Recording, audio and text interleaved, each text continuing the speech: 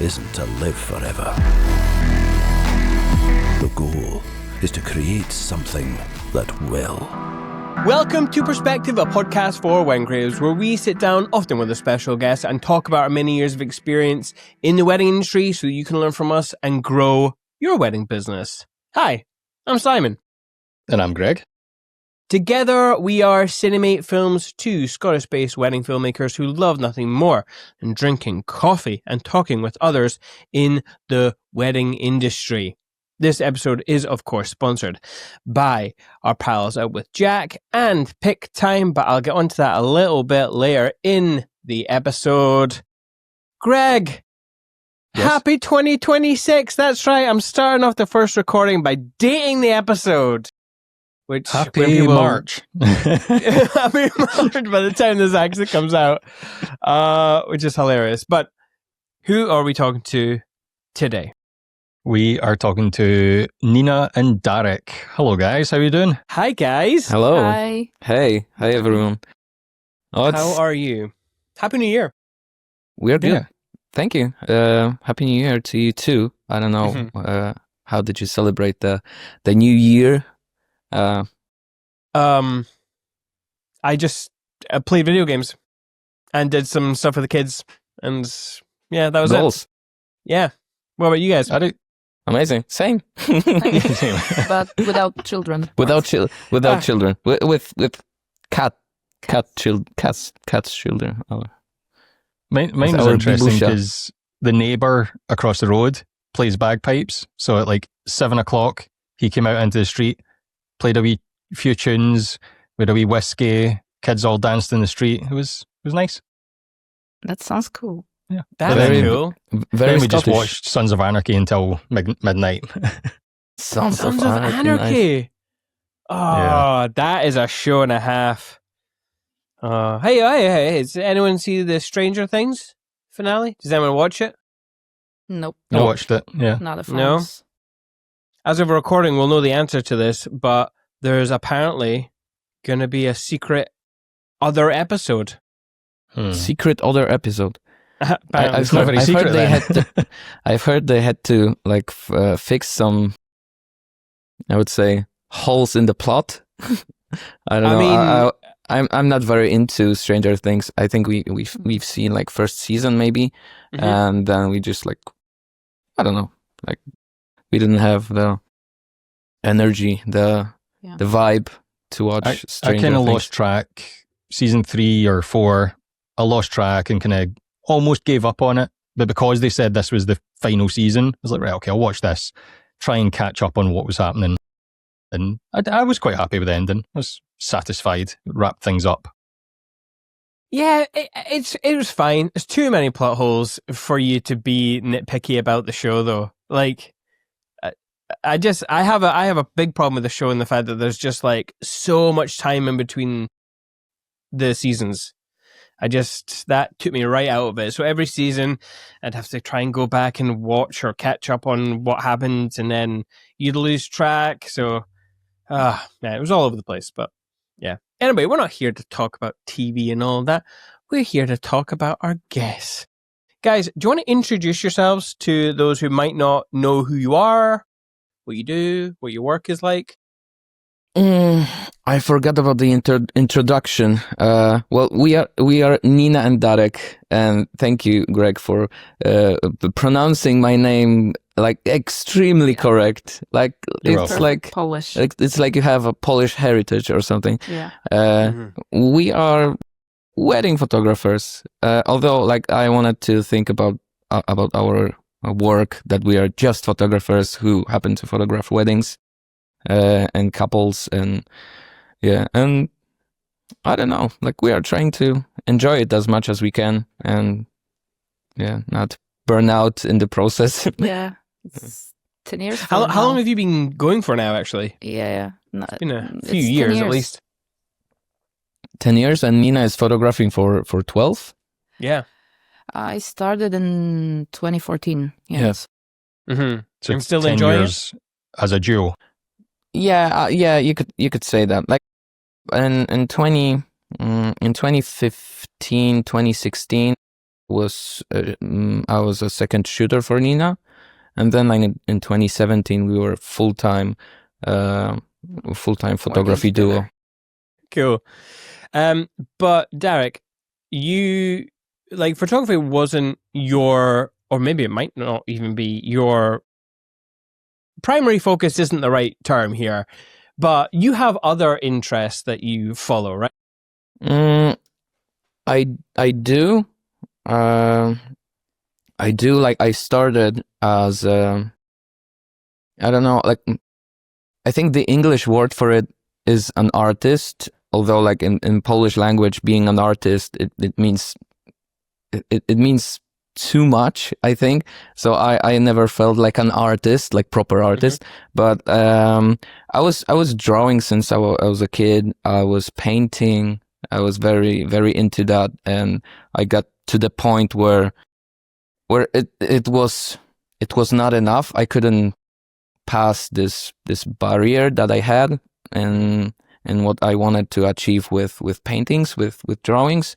So photography perfectly filled this gap, and yeah, because I always wanted to draw very realistic. To draw very realistically and to focus on light, on paintings and on drawings. So the light was something I was pursuing, and like there's there isn't more perfect tool to capture light than a camera. So that was very true. That was like a revelation to me, and and a nice pivot in my career. I mean, you're also a musician, right? I'm also a musician. Yeah, that was something that that started as I don't know, teenage, the teenage rebel thing. I wanted to do something completely different and try to do that, and it happened to become my like other 50% of my life, because like I'm still a musician. I'm feeling it's very creative person, I would say. Yeah.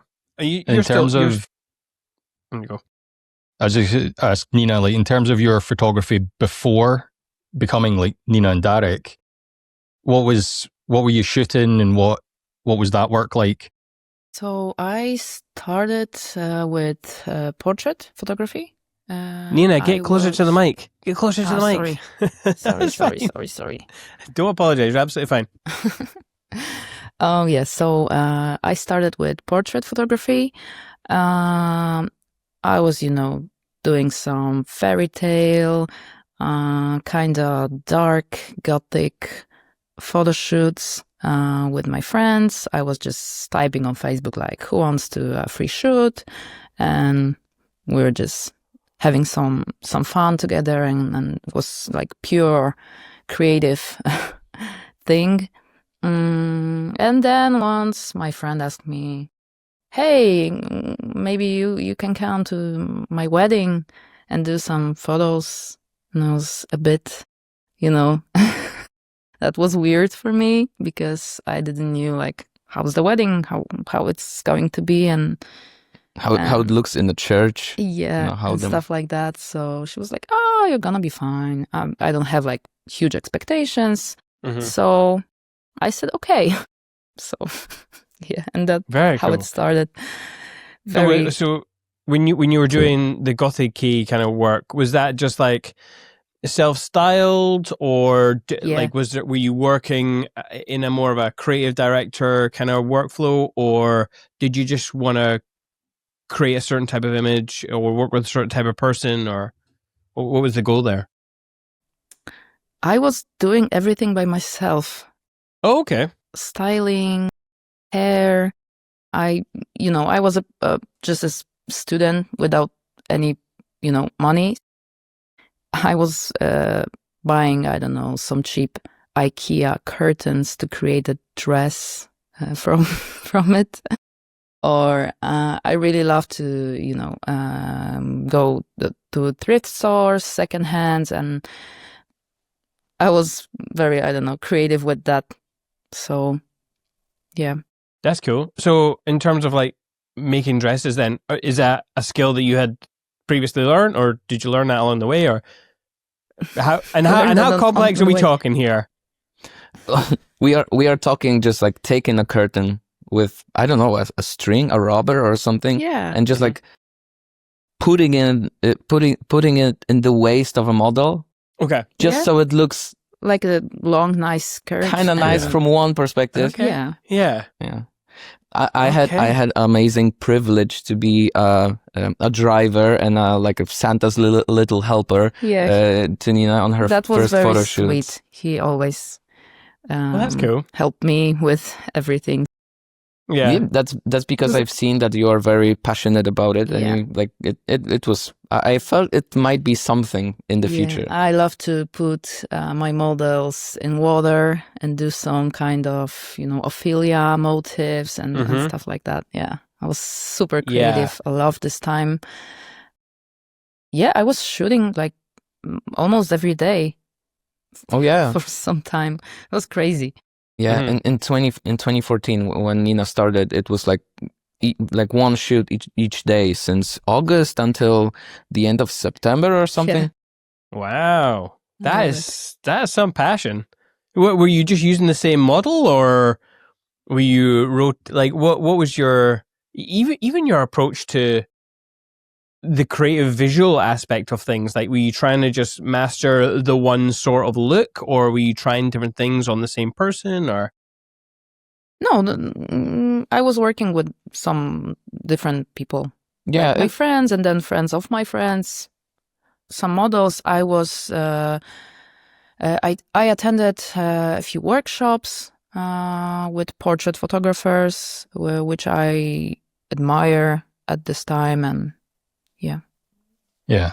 I'd say that the influences that you're talking about there still come through a wee bit in the work that you're creating nowadays. And obviously the passion, just looking at your work and knowing you online, obviously knowing you in person as well now, the passion for photography is still there as well. Like what sort of couples are tending to find you nowadays? Is it other artists and other people that are into that sort of thing? I might answer that. Like right now, we are very happy where we are in terms of who inquire us for wedding photos, because but it hasn't came without a price, like back in 2018, something like that. Like we almost burned out and we almost dropped it. Like we got to the point where Nina just like one day woke up and told me that, you know what, I am deleting Instagram. I can't handle it anymore. Like it's too much pressure, too much everything. And I was like, wait. I just quit my job. So maybe we could give it a chance, and so with baby steps, like we deleted everything that we that didn't feel like us. We deleted bright photos, like very obvious ones, like the ones that were popular at the moment, and we just like left some moody portraits. Some like we scrolled through all of our photos from 2018, just like picking all the dark ones that are kind of mysterious, and there was few of them, but that was the pivot point for our style, maybe. So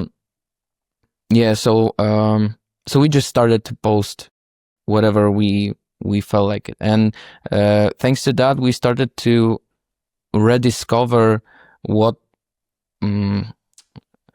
made us to do photography, like what inspired us at the very beginning. So we just like made a full circle, and Nina started with this nostalgic, moody photography, like with gothic vibes and stuff, and we just like had to, I don't know, like discover what we really dislike about wedding photos, just to have a new start and go back to the roots, I would say. Go back to the roots, exactly. Yeah, I definitely want to get on to what you dislike about wedding photos. But I also don't know if I answered the question, which I apologize for. Like, at this point, so the way that we're doing the podcast is like more like we're at a bar and we're just chatting away. There's less conformed questions. So if you ramble off, it's fine. I'm enjoying the conversation. Perfect. I know our listeners will be too, as they're driving to their elopements and listening. Also, listeners, sorry for the slight delay in getting back into the flow of things. I know we left you hanging for a bit. I do apologize. But yeah, so the reason we got you guys on is because, well, you've been on our list for quite a while, actually, like a good 2 years at least for possible guests to come on. But we wanted to wait until we had worked with you before we had you on. And I honestly, I don't know why I thought this, but I thought you were based in Scotland. And that is definitely not true. So I have some suspicions why you might Thing. think like that. Yeah. Like, Probably because of our wedding. yeah. Yeah. I think our wedding photos seen like 99.9% of Scottish wedding photographers right now, plus a shitload of couples from the United States. Yeah, that might be it. probably. Also, I think like we are very shy in front of the camera, and we are not showing as much as we could of our personalities on our Instagram, which it's absolutely understandable. I wouldn't schedule a call with some like random folk from from a distance. So yeah, that might be this other reason, why you hesitated. No, not at all. It's funny. I love nothing more than contacting people out of the blue to be like, "Hey, do you want to have?" I know we've never met, but do you want to have a 2-hour-long conversation? And by the way, it's going to be recorded and put out to our audience. It doesn't always go down too well. I have to say. I think if we haven't met in person, I think we would probably decline, because like we feel like right now I'm pretty stressed. It's like it's positive stress. It was a huge deal. We had like I have a clear schedule for the whole day. I woke up at 8 a.m. and I was like, okay. Even you logged out to this app before, and I was already setting up the microphones and stuff. So like this is yeah. So what is before we hit the record button? If you're watching, you might have known I got a new mic, and so I just to make sure it all worked, I wanted to log in like 20 minutes early, and then there was Darek also in the recording session, checking his mics. So I really do appreciate that attention to detail, Darek. That's good. That's good.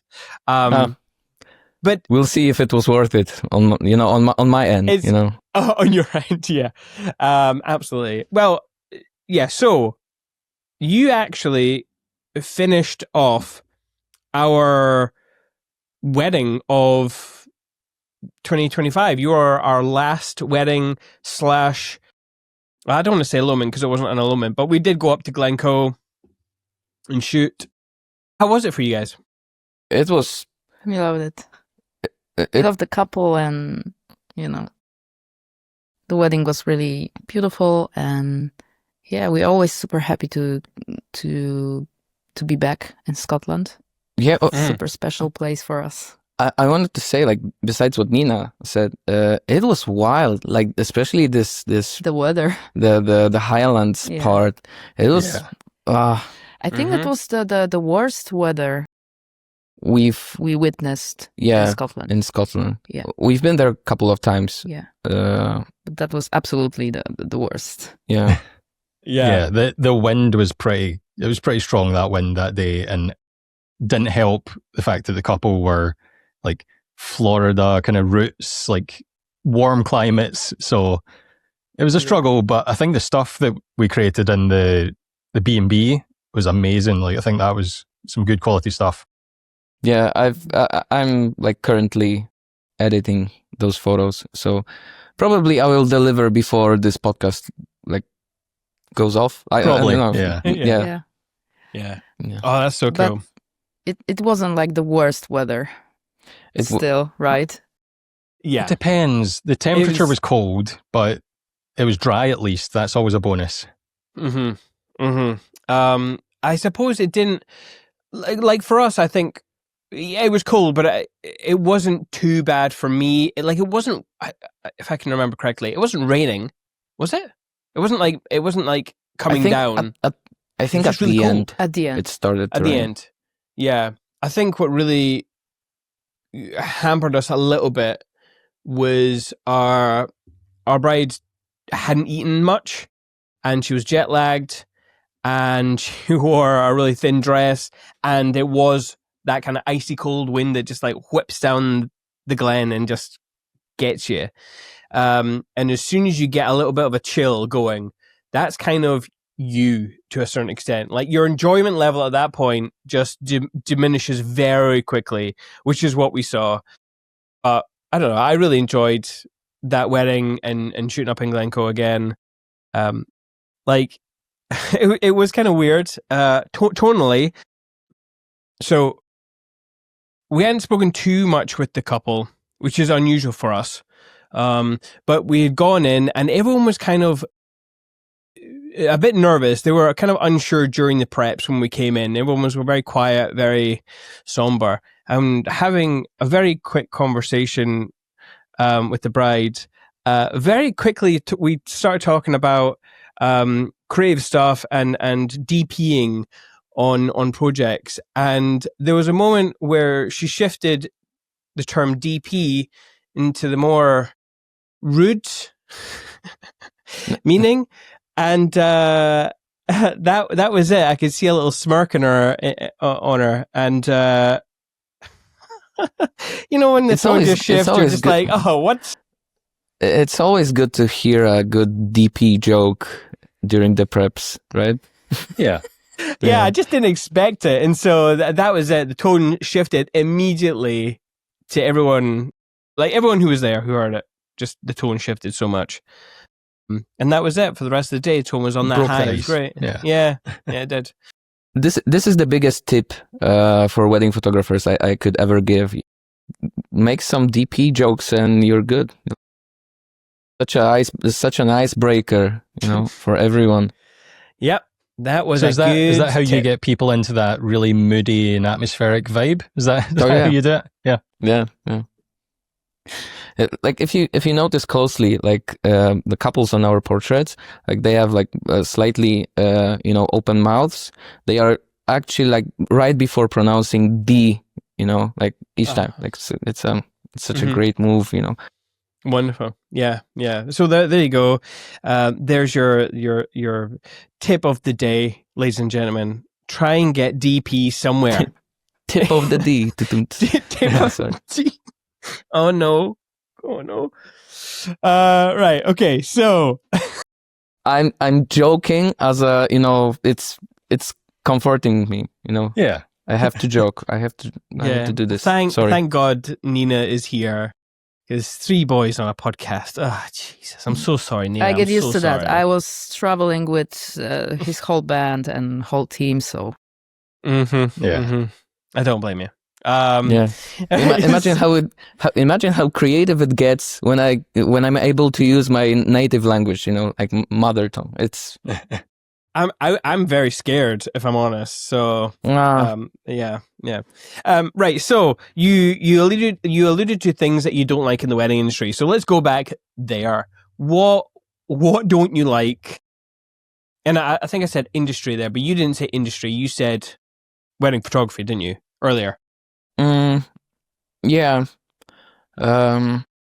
It was more about what I don't like in myself. Oh, interesting. Okay. Yeah. Tell me more. It's hard to explain, I would say, especially in English. Mm, I didn't like how I felt doing photos which are, in trends, but not in my trends. You know what I mean? yeah, it was. I think it was a rookie mistake at the beginning, because like when you started to do wedding photography, you started to think differently about photography. You usually or tend to start to think about photography like it's some kind of scheme or something you have to follow. Like the proper wedding photos should be bright and and very happy. And once you start to meet other people, once you start to work with a whole bunch of people, you start to notice that not everyone reacts in the same way. So why you should put them in some schemes that are not like Yeah, exactly. not like them. Yeah. So like we started to I felt like, I would say, like I felt like a different person at the beginning Okay. of my wedding photography journey. Yeah, which is very exhausting. Yes, To Yeah. super exhausted. trying to fit, into some, some trends, some other people expectations and stuff. This is something that was, drenching us. Yeah, basically. I felt like we should. That's why I wanted to delete everything on Instagram one day. Yeah. Yeah. And I started to think like differently about it, like how I want to felt like as a client, and I was starting acting like, Yeah. Also, at some point, we noticed that stuff that that was posted in 2017, 2018, beginning of 2018. It was attracting the type of client that we didn't even feel the connection with. People with. I'm not saying it's bad, but like it was people with other priorities, other not fragility, but like other this emotion, other emotionality. I don't know. Maybe I'm like using completely wrong words for that, but once we started to be more connected with ourselves, this is very like philosophical and maybe very very holistic. I don't know, but like once we started to talk about it and analyzing what make us feel in a certain way, it started to connect with our personalities a lot more. Yeah. And therefore, like, thanks to that, we reached our perfect audience, which is people who are who are artists, other photographers, actually like a whole bunch of other photographers and videographers. But these are the people who are very who can like really appreciate good photography. And people who are who doesn't want to this typical wedding photos. People who want something more, something not so obvious. Yeah. And also people who know what they want. And when they see something like very particular, like our wedding photography style isn't like very, I don't know, like maybe obvious. I think I want to, I wish it isn't super obvious. But like most of our couples, once they see our portfolio, they just like either know that this is it, or they just like completely like forget about us and inquire someone completely different. And I really like this this polarizing that we do with people who are entering into our social media space. Yeah. I mean, I jive with that message so much. That was my first struggle that came with the longevity of this career that we started. Like, I got to a point where I was going to every wedding with almost like a shot list approach, because my couple's expectations was from an industry that hadn't changed for a while, and then I was just making the same films, and I got bored, and it just wasn't connecting with me, and I became very unhappy in the same way that you guys are talking about.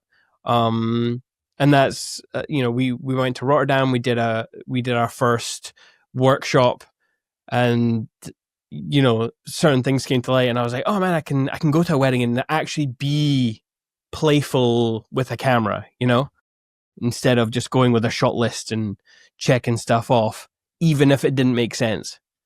So that was a huge thing, and the weight just evaporated.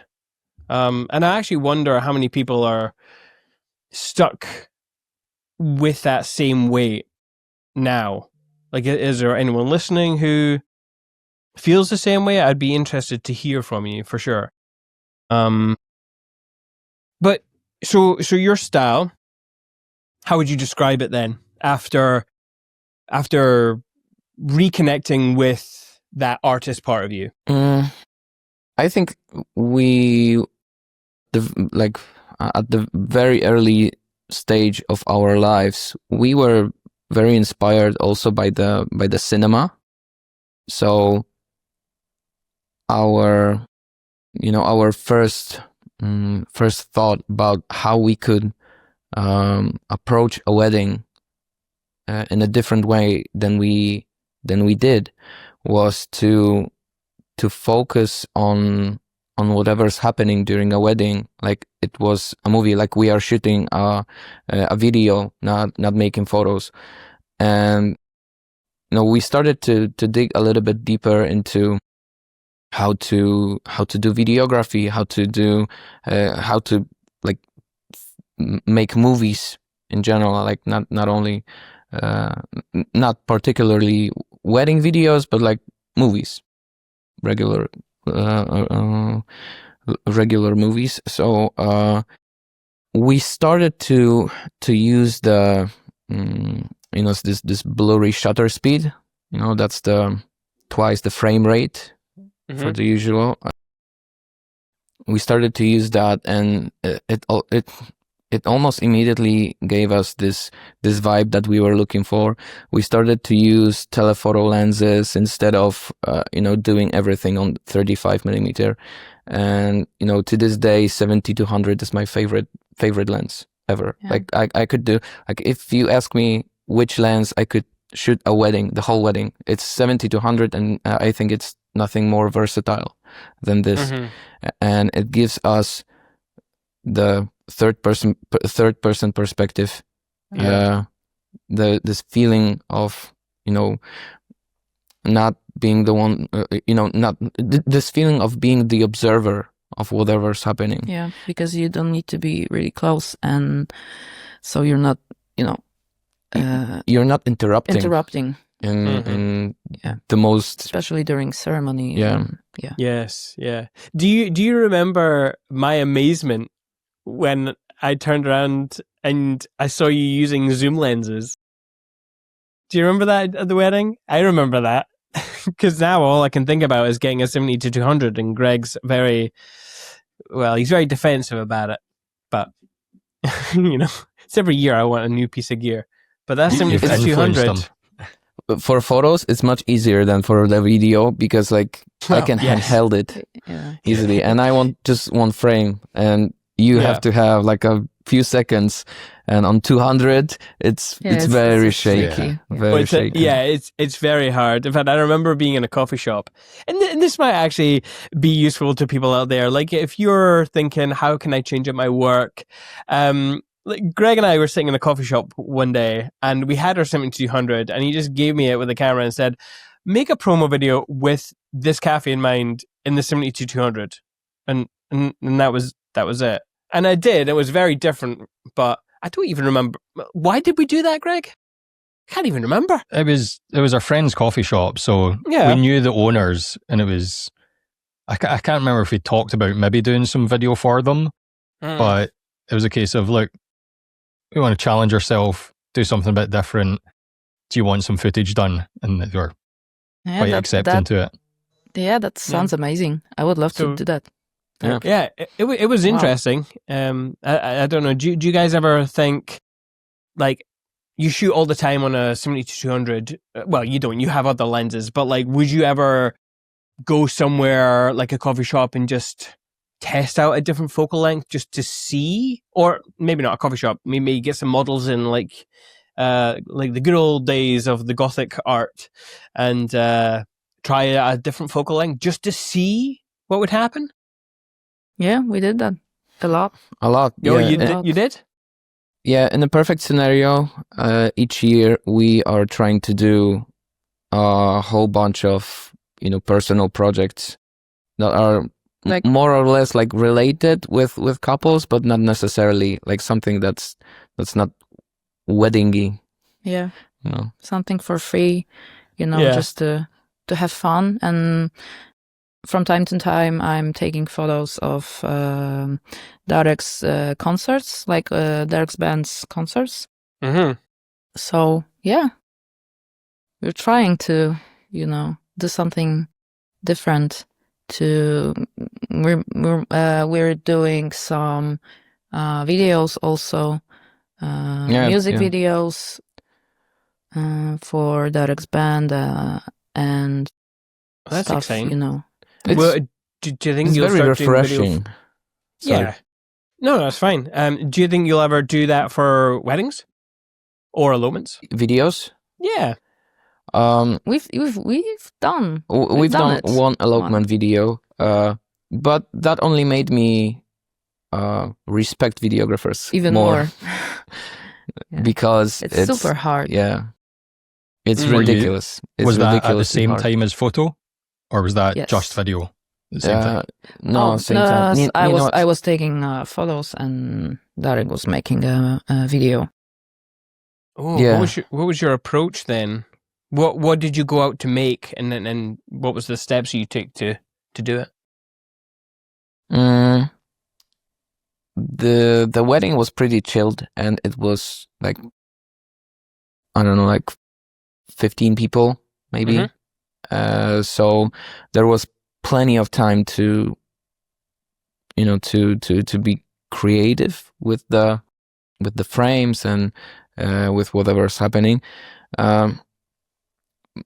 I just like wanted to approach it as I would approach the photography, which wasn't necessarily the easiest, Mm-hmm. because when I photograph a wedding, I'm trying to collect as many, like, there's no such thing as a bad idea on a wedding day.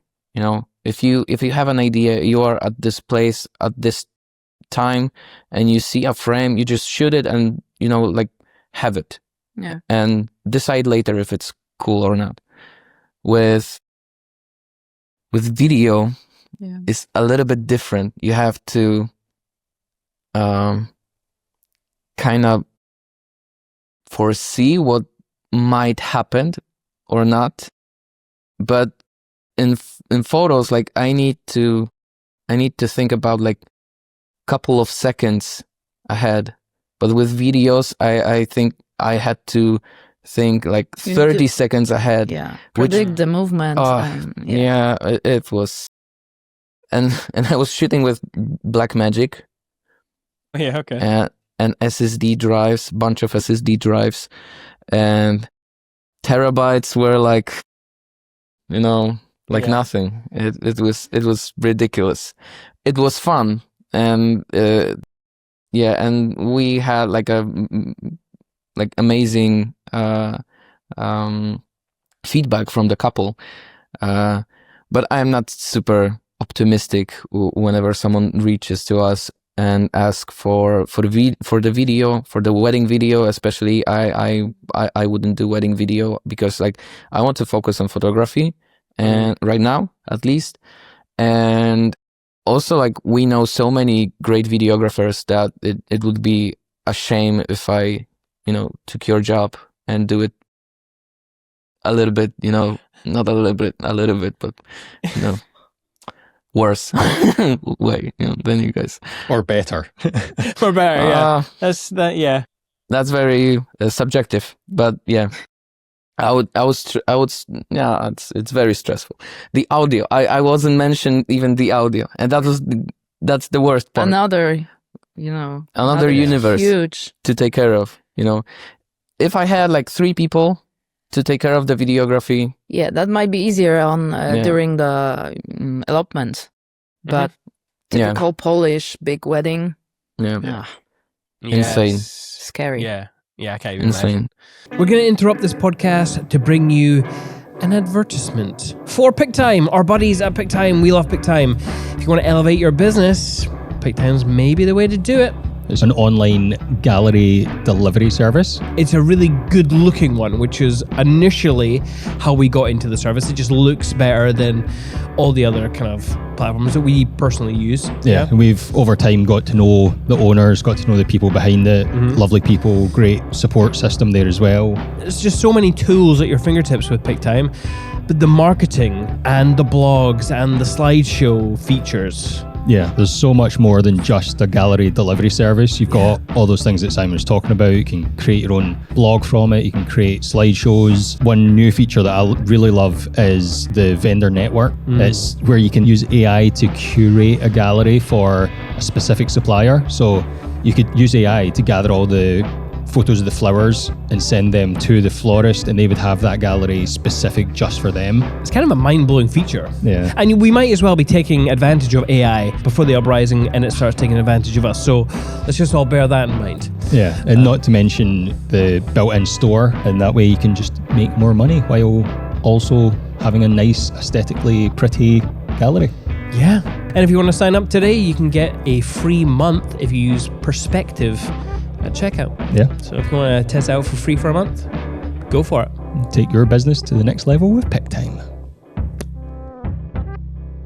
Going back to your style of photography, like when you were describing it, you talked a lot about cinema being a big influence. And I think any outsider looking at your work would probably, they might use the word cinematic to describe it. But I think, as you described, the lens choices and the way you shoot all add up to that, but also the light plays a major part in that. So what's your approach? Like when you go into, say, a prep situation, how are you looking at the light and what are you trying to do with it to get that sort of style that you have? I think like we've found few ways of how to easily control the light during the preps, and I think we're kind of good with that at this point. So it's I'm not saying it's easy, but it's much easier thanks to the practice that we did and the experience we have. It also like. And in Poland, you don't have too many incredible venues. Like incredible in terms of, this like epic windows, like gorgeous, like walls from natural materials. It's in Poland, it's a little bit complicated. So it was, for us, it was, like 2 pills to choose from, like the red one, you overexpose the background and expose for the shadows, and the other one expose for the highlights, and make everything as dark as you can, so you hide things in shadows. And we decided to hide things in the shadows. And actually that was the very beginning, like the origins of the style. So so like once you master this, it's much easier. And It's super fun to learn how the light works, how it reflects. Not only, to learn the key light, but also learn, Bumping light. bumping light. Yeah. Once, like, if you are in the sound universe, it's basically the same, because it's a wave, but in a different frequency. So it spills in the same way, and it helps to understand that. Like, I don't know, it's Yeah. You are right, actually. I've never really put the two and two together, but they are very similar. I wonder if the same kind of equation for diminishing light would be, I mean, it probably won't be the same, but obviously, if from a sound source, if you go a distance away and then a distance again, you half the perceived volume. And then again, it halves. I wonder if that's the same with light. it's the the same. same. Maybe, yeah, is it? Oh, interesting. It's the same, and it reflects. Like, the closer you are to the source, the louder it gets, and you cannot hear like all the reflections. Like, it's like with the speaker. It's No, exactly the same. This is bad because obviously, as we alluded to in another episode, Greg and I studied music technology, and sometimes I don't still know what I'm doing with sound or anything like that in technology. I'm fucking useless. Like when you go into like a corner of a room, for example, you get more bass waves, and that's just the waves overlapping each other, or the higher frequencies coming back and canceling waves out. Is that the same with light? Yeah, try to cover everything. Like, try to cover every window in the room and leave one window uncovered. And if you make a photo of your model close to the window, you have like the biggest contrast you have. But like, if you move to the other side of the room and make a photo of that, you have like all this light reflected into one space. It's like this base modded, like yeah.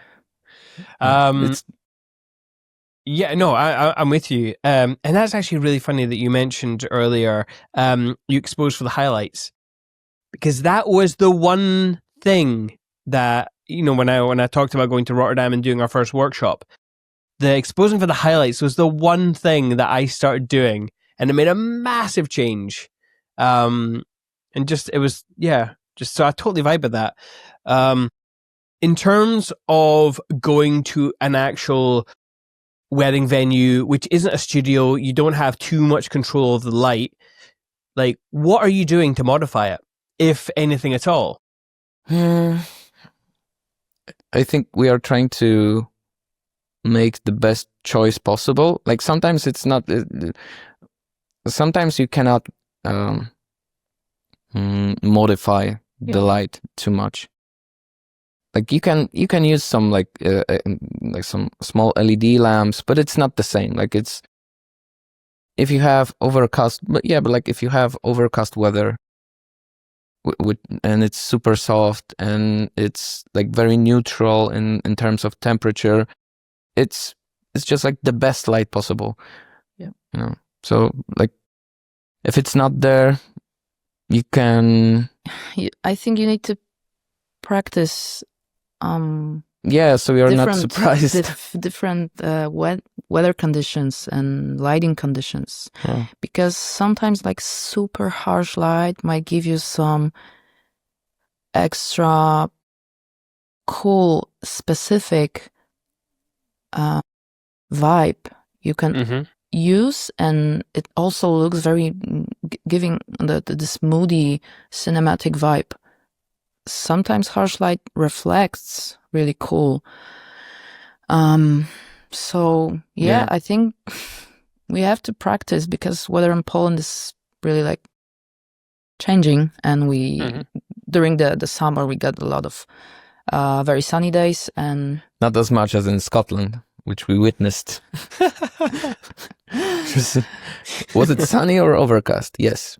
Yeah, but we, I think, we have to practice, because weather in Poland is really like changing, and we during the summer we got a lot of very sunny days, and not as much as in Scotland, which we witnessed. Was it sunny or overcast? Yes. Yeah. Yeah. Yeah, but we what we do, we also love to be earlier on the venue, like at the venue, Yeah. and just practice on each other. Like, how is the situation in particular room? What we can change? Do we have any curtains? Can we switch the room? Maybe there's a better room that we can use. Sometimes artificial lights are cool. So for example, for the groom photos, like having the light above might give a very, very cool Godfather, kind of moody vibe, which we absolutely love. And yeah, so I think practicing and just be open-minded to different options. Yeah, even in hotel, like small hotel rooms, you always have curtains, so you can always make this one source of light. And yeah. Is there anything that you avoid visually that you wouldn't shoot, either for light reasons or tone? I always try to avoid overexposed background.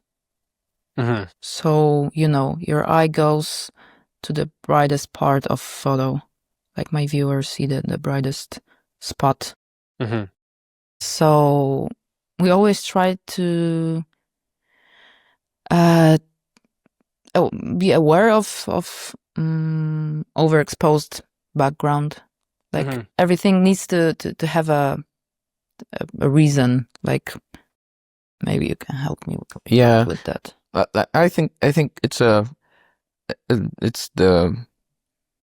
you described it like pretty well. Well, like we are trying to avoid whatever's I don't know, like what we are trying to avoid. That's a good question.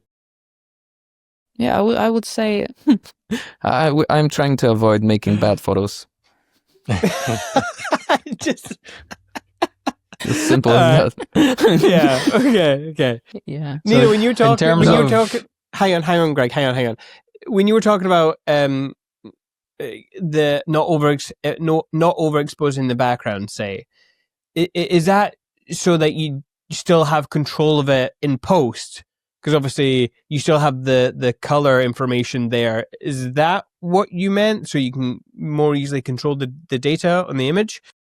Well, that's, because maybe our listeners would be thinking, well, if you expose the background, then you lose the subject. I would say that's the thing that's the perfect answer for your questions. What we are trying to avoid. We are trying to avoid, I'll do it in post. Yeah. Okay. Oh, okay. yeah. Yes. Yeah. It's like, maybe that's the best answer. Yeah. So no post. Like, you have to try your best to make as good raw file as you can. Yeah. And also, like, there's so many different decisions to make on the spot. If you are choosing this perspective or that perspective, or this room, this light, that light, it's too complicated to answer this in a simple way. And because, like, it's that's the beauty of photography. Like, because, like, one person might say, like, okay, the subject isn't visible, but the other might say, okay, but the vibe of the photo is amazing. But and like, thanks to that, everybody finds his own audience and everybody finds his own clients, and that's this is amazing how we all can be different, but we are using the same tools and basically same light, same sun. It's and we are photographing over and over same situations, like two people getting together, exchanging vows, and getting ready first, Yeah. than partying. And every time yeah. it's completely different. Yeah, Yeah. It's amazing. Even at the same venue. yeah. That's the the humanity of it. Yeah. We were watching Dead Poets Society recently, and I felt like that. I felt this movie. Mm. Speaking of like two people and working with humans, how are you when you're interacting with the couple? Like you've created, let's take couple session for example. You've created a scene for them. You've controlled the light to some extent. How do you then interact with the couple to get them relaxed and into sort of the mood and poses that you want? Depending on the couple, and we are always trying to have a nice conversation before the photos, before they are. Everybody's a little bit different, and some people need some guidance, some people don't. Some people are like more goofy and happy, and some are more introverted and very closed in terms of expressing their feelings and their emotions. But like what's really amazing is that if you help the couple to focus on themselves, they are creating like a very private space between them, which might let you be absolutely unnoticeable at the moment, and you can do whatever you want with them being in this in their space. You can do you can run around them, be very close, be very far, and just sometimes if you let those people be, it's the best you can do. Like not interrupting the their space it's pretty amazing, and 70 to 100 really helps. Yeah, and we work as a duo, so it's easier for us to distract them. Yeah. For example, I can talk to them standing with my camera, and Darek at the same moment can throw a few DP jokes, and it's while sitting in the toilet in the back room. Yeah. Whatever it takes to make a good photo. Is there I think a lot of people might struggle with that idea of, I don't want to say especially for an element, but there's just a lot less stuff there to interact with, whether that be people or other things to worry about. Do you have any tips for those photographers out there who maybe struggle with just them and the couple? Is there something that you can say that helps them get into the vibe? A lot of photographers play games or say certain things, and I've seen attempts that don't work. What's your method of being with a couple and communicating to get the kind of images that you want? I would say it's the communication. We love to chat before photo shoot, during and after. Yeah, but we can chat, grab a coffee, do a Skype call, or I don't know, there's no Skype anymore, right? Yeah. Like the whatever call online. Yeah. And just to chat with them, explain how we work. Like don't make it so like some couples feel very scared, like it's something super, I don't know, something super big. Yeah, they need to do absolutely something crazy. They always worry, like, we're not models, we don't know what to do. We hear like every time with every couple. Yeah. And they just scared. So we try to work this out together, explain how we work. Like, it's nothing scary behind it. Like, we try to chat with them, understand how what kind of people are they? Are they introverted, extroverted?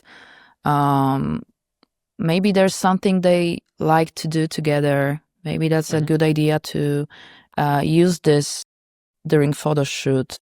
Yeah, like basically having a good conversation, and good conversation. Just not to be a weird stranger with 4 cameras. Yeah, and also like you don't have to be the talker all the time.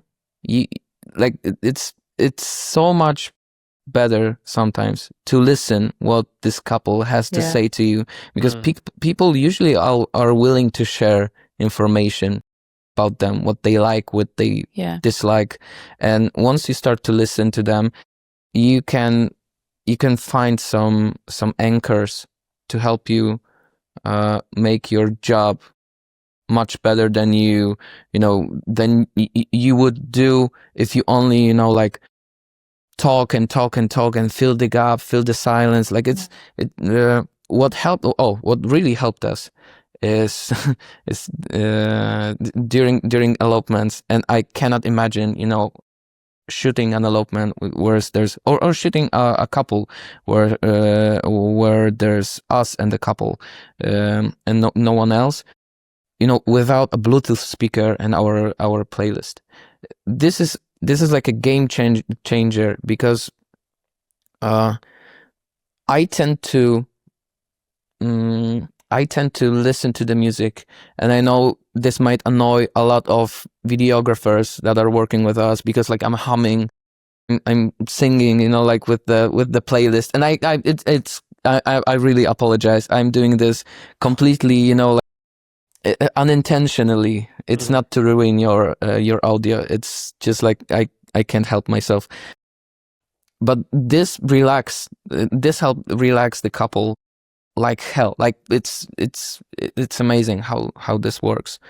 Some calm music and and it gives you vibes. Yeah, and like gives the couple vibes. Yeah, and like ask them about what they like to do, what are their hobbies, and if like just chat about them, listen to them, play some music, and it doesn't have to be anything more happening on elopement day. The elopement itself is an adventure, is like really emotional, very stressful, very overwhelming sometimes, especially when couple is traveling from afar. And like, what else can you like throw on them? Like, come on. I mean, like, let them chill for a second. Yeah. So when you're working with a couple, are you posing them in any particular way? Like, do you have a good sense of body shape and that sort of thing, or do you tend to just let the couples be how they are? Because I feel like when I look at your images, there's a delicateness to a lot of the portraits, and I don't know if it comes down to, well, I don't know. I don't know if this is true, but for me, when I see it, you're really great at like capturing hands doing stuff, and it is my absolute weakest point. Posing people, I'm shit at it. So what's your approach? Can you give me any tips? Depends on the couple, because some couples are really expressive, cuddly, and they're just naturally they photogenic is the word. Yeah, and they have like this like conscience of their own body. Yes. But we always chat about it before, and we give them some tips, some ideas what they can do. But I don't like overposing people. Yeah. So I think it's better to photograph them for a longer period of time, like give them extra 2 hours if it's a photo shoot, just to give them space to chill. And to be themselves. Yes. And I think like during the shoot, I think Nina has some, I wouldn't say poses, I would say some, like hand placements, and at this point, lots of our couples that were very natural with the movement had some background with dancing, with with something like that. It's obviously like not everyone, but there is some common ground here, like with the dancing, and posing for photos is a little bit like dancing. It's like dancing. Like this, every move you make can be a dance. One of our best friends was a ballerina, and she had some amazing thoughts about what dance can be, and we've learned like so much from her. We also photographed her and her partner a bunch of times. Those guys are our best friends, and like one of our favorite photos we ever did was with them.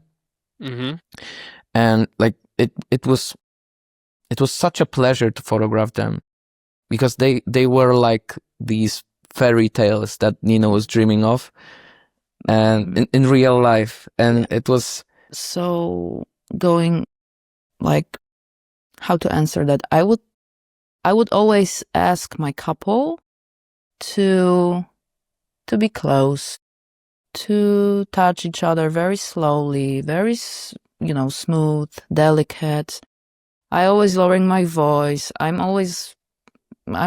more like shy introvert person.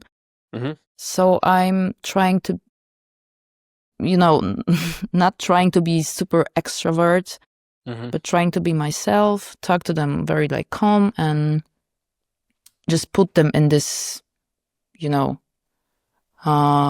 in the mood, in this kind of mood with music. Yeah. And I think that the greatest part of being photographer nowadays, it's doing like a shitload of photos.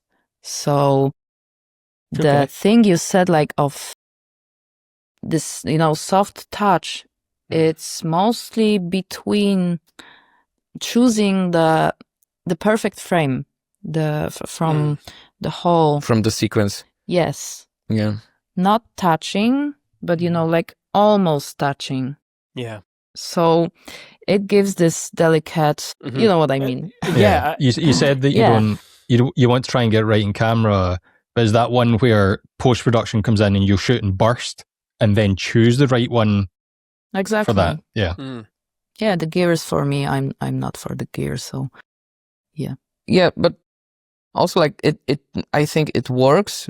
Like in our photography, these kind of poses works because it is something that we are looking for, and like it's something that is very connected with who we are and what we are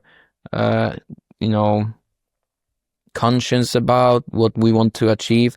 It's not we are trying it to be not the accident, but the result of some decisions and some thought process. So it's the result, not something that happens. And it's really hard to explain, because like that's why it's super nice to try new things, and things that you have never done before, because you might discover something that you are like exceptionally good at, and that works it's so obvious, it's so simple, it was right there. Now these kind of moments are so amazing in photographers' work, and we have a bunch of them, but that was only because we are very curious about photography and about art, and we are trying to like try new stuff, at least like when you are busy and you have full wedding schedule and stuff, it's very hard sometimes, to find the time, which is very limited, and it's the most precious thing that we have as humans. But like, whenever you can, you have to try something different. Like, if you haven't tried dancing before in your life, just try it. Like, find out what's the fuss about, like. That was super. For me, it was like a discovery, like a revelation. Like when when my friend told me, like, everything you do is dancing. Even when you reach out for your coffee cup, you're doing the movement. It's dancing. We're dancing all the time, but we're not aware of it. Yeah. And it was such inspiring thought sentence. Yeah. It's like, oh my God, yeah, you're right. Like, we're dancing all the time. So,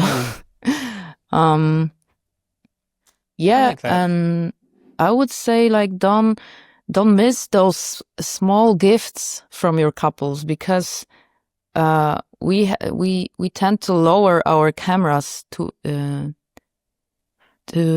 often, and we miss some small things the couple is doing just without knowing that it's beautiful what they're doing. So everything between, the small things between, like you're asking them to I don't know, cuddle, and suddenly the guy is doing something like that, and it's something so sweet, and probably they will love this photo.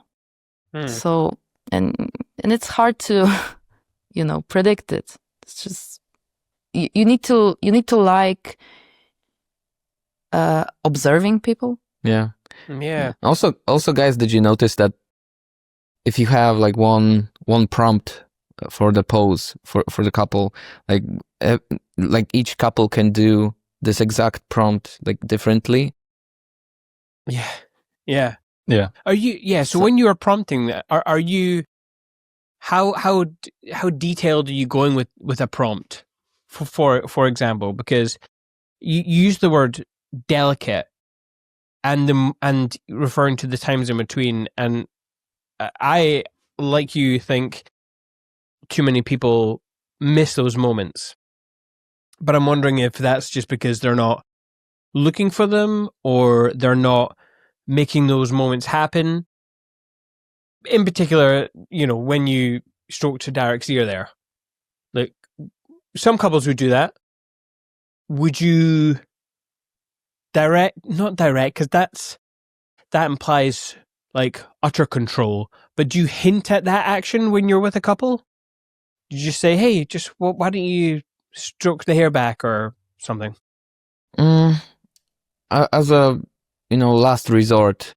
Because sometimes the stress is sometimes it's too much for the couple, and it really depends. It's a whole different thing with that, because some couples really don't know what they want, and I think that's the biggest problem. And especially right now with social media trends and everything goes really, you have to have this kind of photo shoots. So the couple try to find some photographer because it's trendy, but they don't get the idea, but it's trendy, so they have to do it. Also there's that's the worst. For the Pinterest photos that are going viral everywhere. These photos are attractive to a human eye, and it's like, if it's flash straight, like, I don't know how to say it. Direct flash, with direct flashlight, editorial vibe, editorial vibe. Like, what? I don't know. This might be a hot take, but like, I think most people don't realize that it's the simplest kind of photo you can do. And, you just have to have the opposite thumbs and, you're ready. And a flash camera. And so, but like what's attractive in this photo is usually the models, The beautiful models. or the venue, or like everything around this. And the papeteria, I don't know how to say it, like the wallpaper in the Tuscany villa. Like if you take this away, it's nothing there basically. Like it can be anywhere. Like, so if you're looking for this kind of photographer, this can be anyone, Yeah. I mean, it reminds me of like when you'd go to a club and there'd be like a club photographer going around taking photos of like people drunk and dancing. That's direct flash. That's the skill level here. Not saying I'm not dissing anyone who does it. I'm just no, that came out bad. Oh no, sorry. No. Like obviously, like we do these kind of photos as well. Like we have. We love it. It's like I'm not doing it like Darek is mostly doing it during the party. The dancing. Yeah. And it's great because it immediately shows the movement, the vibe, the energy, that people are drunk. It's just vibes. It's perfect. But I personally cannot imagine my photographer, my wedding photographer, shooting me the whole day and during my ceremony with the flashlight. I would like. That doesn't happen. Does it? Kill him. It kills the atmosphere. Surely that doesn't happen. My God. For a ceremony of direct flashing? Yeah, I'm sure it does. I'm sure it does. With, I'm trying to do everything to not be visible during the wedding day. That's my biggest goal, to be observer and to have this, To be fair, I'm not 100% sure if everything what we see in the on the Pinterest or Instagram actually happened on a real wedding. Right. Probably not. So you're thinking it's more styled shoots that we're seeing? I don't analyze it because I don't have time for it and I don't care. Yeah. And I'd rather sit on the couch with our Bibusha and watch Nina play Diablo and chill than overanalyze if these fake weddings are stealing my job. It's That's true. Yeah. It's just Yeah, I get it.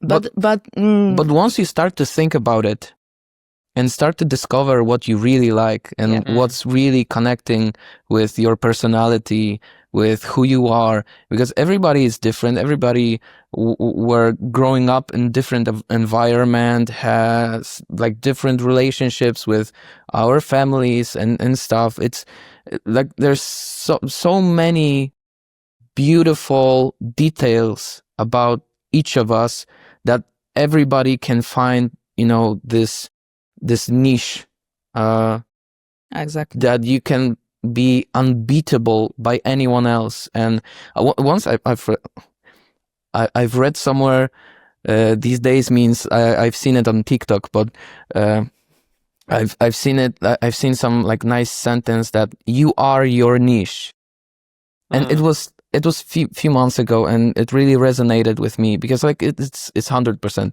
true. You are your niche. If you're looking for a niche, like look for who you are, and there you go. It's that simple.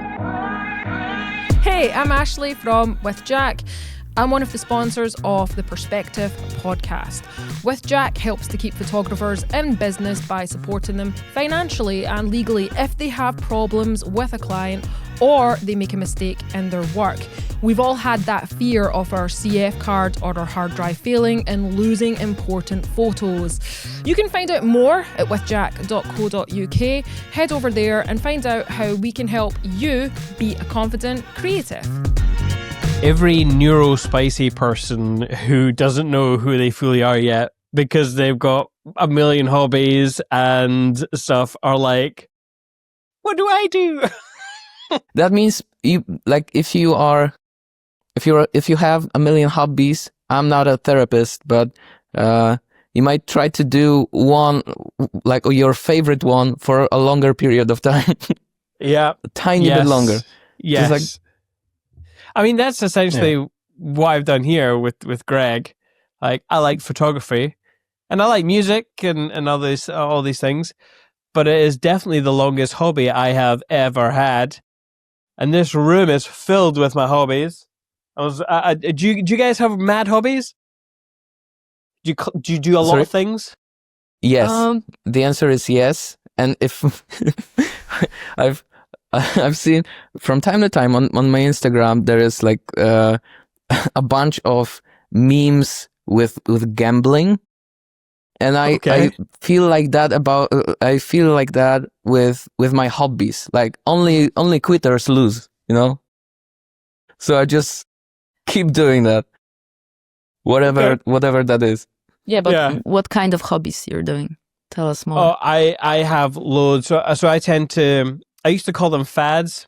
I go through stages where I'll pick up something and I will become very proficient at it quite quickly. And then as soon as it becomes kind of boring, I drop it. And so in the corner of my room, I have traditional bows and arrows. I was quite good at that, but it was too much effort. So, they're now just there in the corner. I've got my acoustic guitar. I barely play it, but it was a big part of my life for a while. Vinyls, that seems to be the biggest thing at the moment. I like collecting vinyls.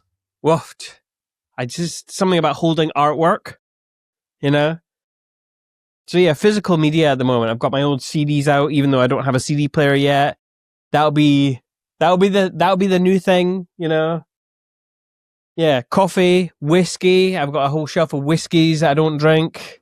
So it's just but I don't know if any other neurodivergent person does this, but as soon as you start a hobby, it becomes your like personality for a while, and you go through like almost like reinventing yourself as an expert at this one particular thing. So I would just take my archery, for example. I'd go out and I'd be very intense. Like every day I'd start shooting. And then I would be like, right, I'm going to find myself a club that does traditional archery.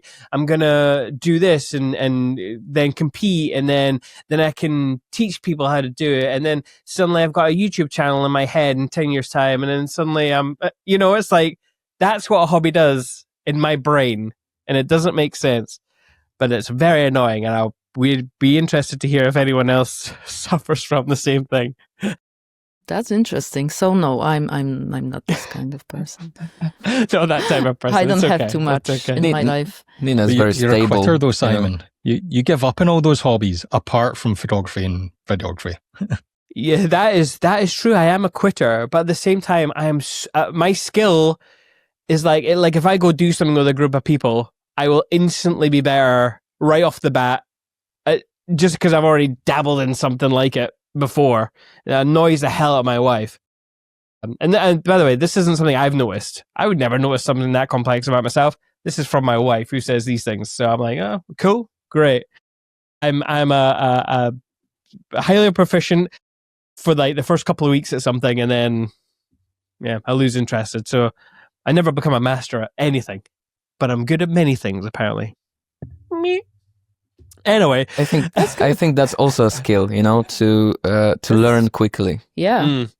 Yeah, it definitely is. But very useful these days.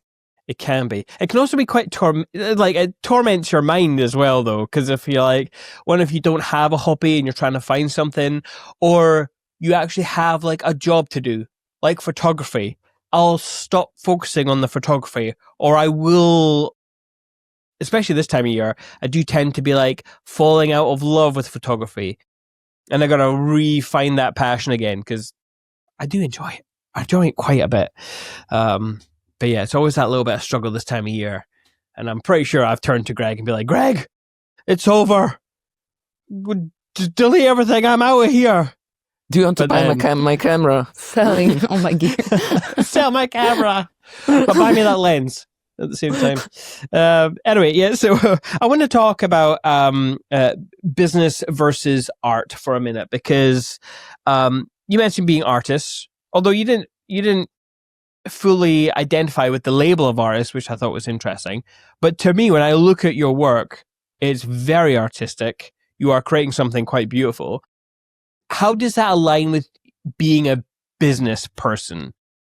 Is there something that you can help other more art-driven photographers in a wedding industry with? Because I think it's something that many people struggle.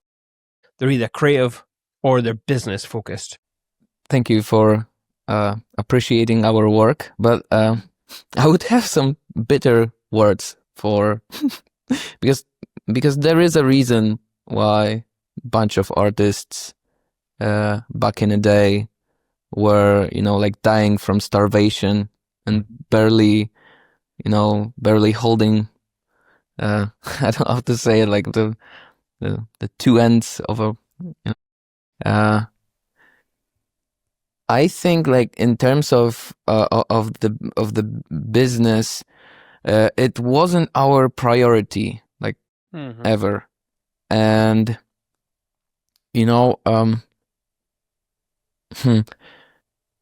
it's hard to for us. It's hard to give some business advice to other people, because, like, we are super focused on what we do, and, like, maybe I'm a bit more focused person in our duo about business and about like the financial stuff, like marketing, promoting.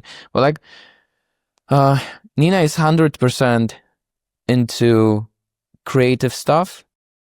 Nina is the one who who drives the concepts for the photo shoots. I'm the one who helps, who's there to help in any way possible. He's better with numbers, I would say. Yeah, but like, it's at this point we are very very happy about where we are in terms of economic. We have, like, right now we have 2026 fully booked. Like, we could squeeze few weddings if it's something like not nice, but not nice in a superficial way. But, like, if we feel connection with a couple and they are willing to do something crazy and fun, and we will be up to that, I think we could do that. But, like, right now we can like 100% chill with weddings, with inquiries, and focus on the workshops that we are doing in March. But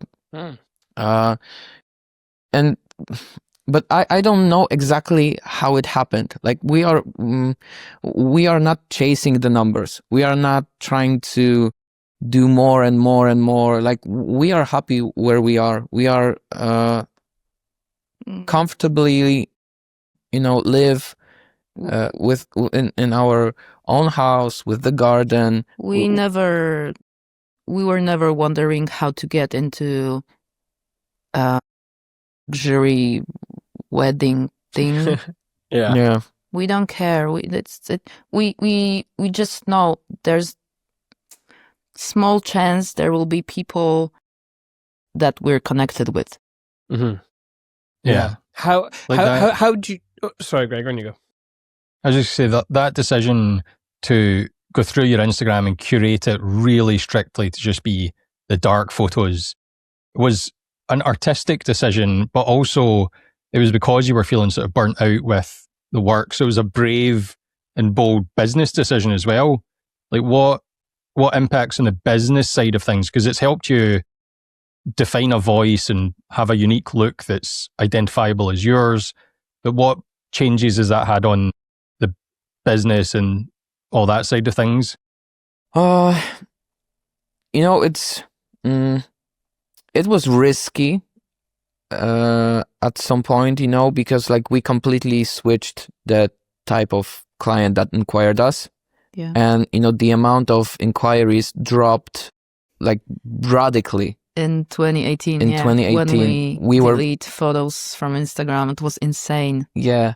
Interesting. It was very stressful. It was very stressful, but it Suddenly, we started to receive a really long, nice inquiries from couples who said like, we absolutely love this kind of vibe, and we were looking for ages for someone who's not so bright and obvious. yeah. So it was win-win because And also, I think I would say that our perfect client is a person who has photography on different level of priorities when they are planning a whole wedding budget. And there are couples who just appreciates our work, and it's like 90% of inquiries when people are inquiring us, and we send pricing PDF, and when they want to book a video call, it's like they are almost like certain that they want to hire us. They just want to meet us and and to chat, and maybe be sure 100%, not 99%, Yeah. And these are the people who are willing to pay like whatever you feel like. It's like we know our numbers. We know how much we have to make in a year to have a life at this level that we accept and we are happy about. Anything beyond that is great.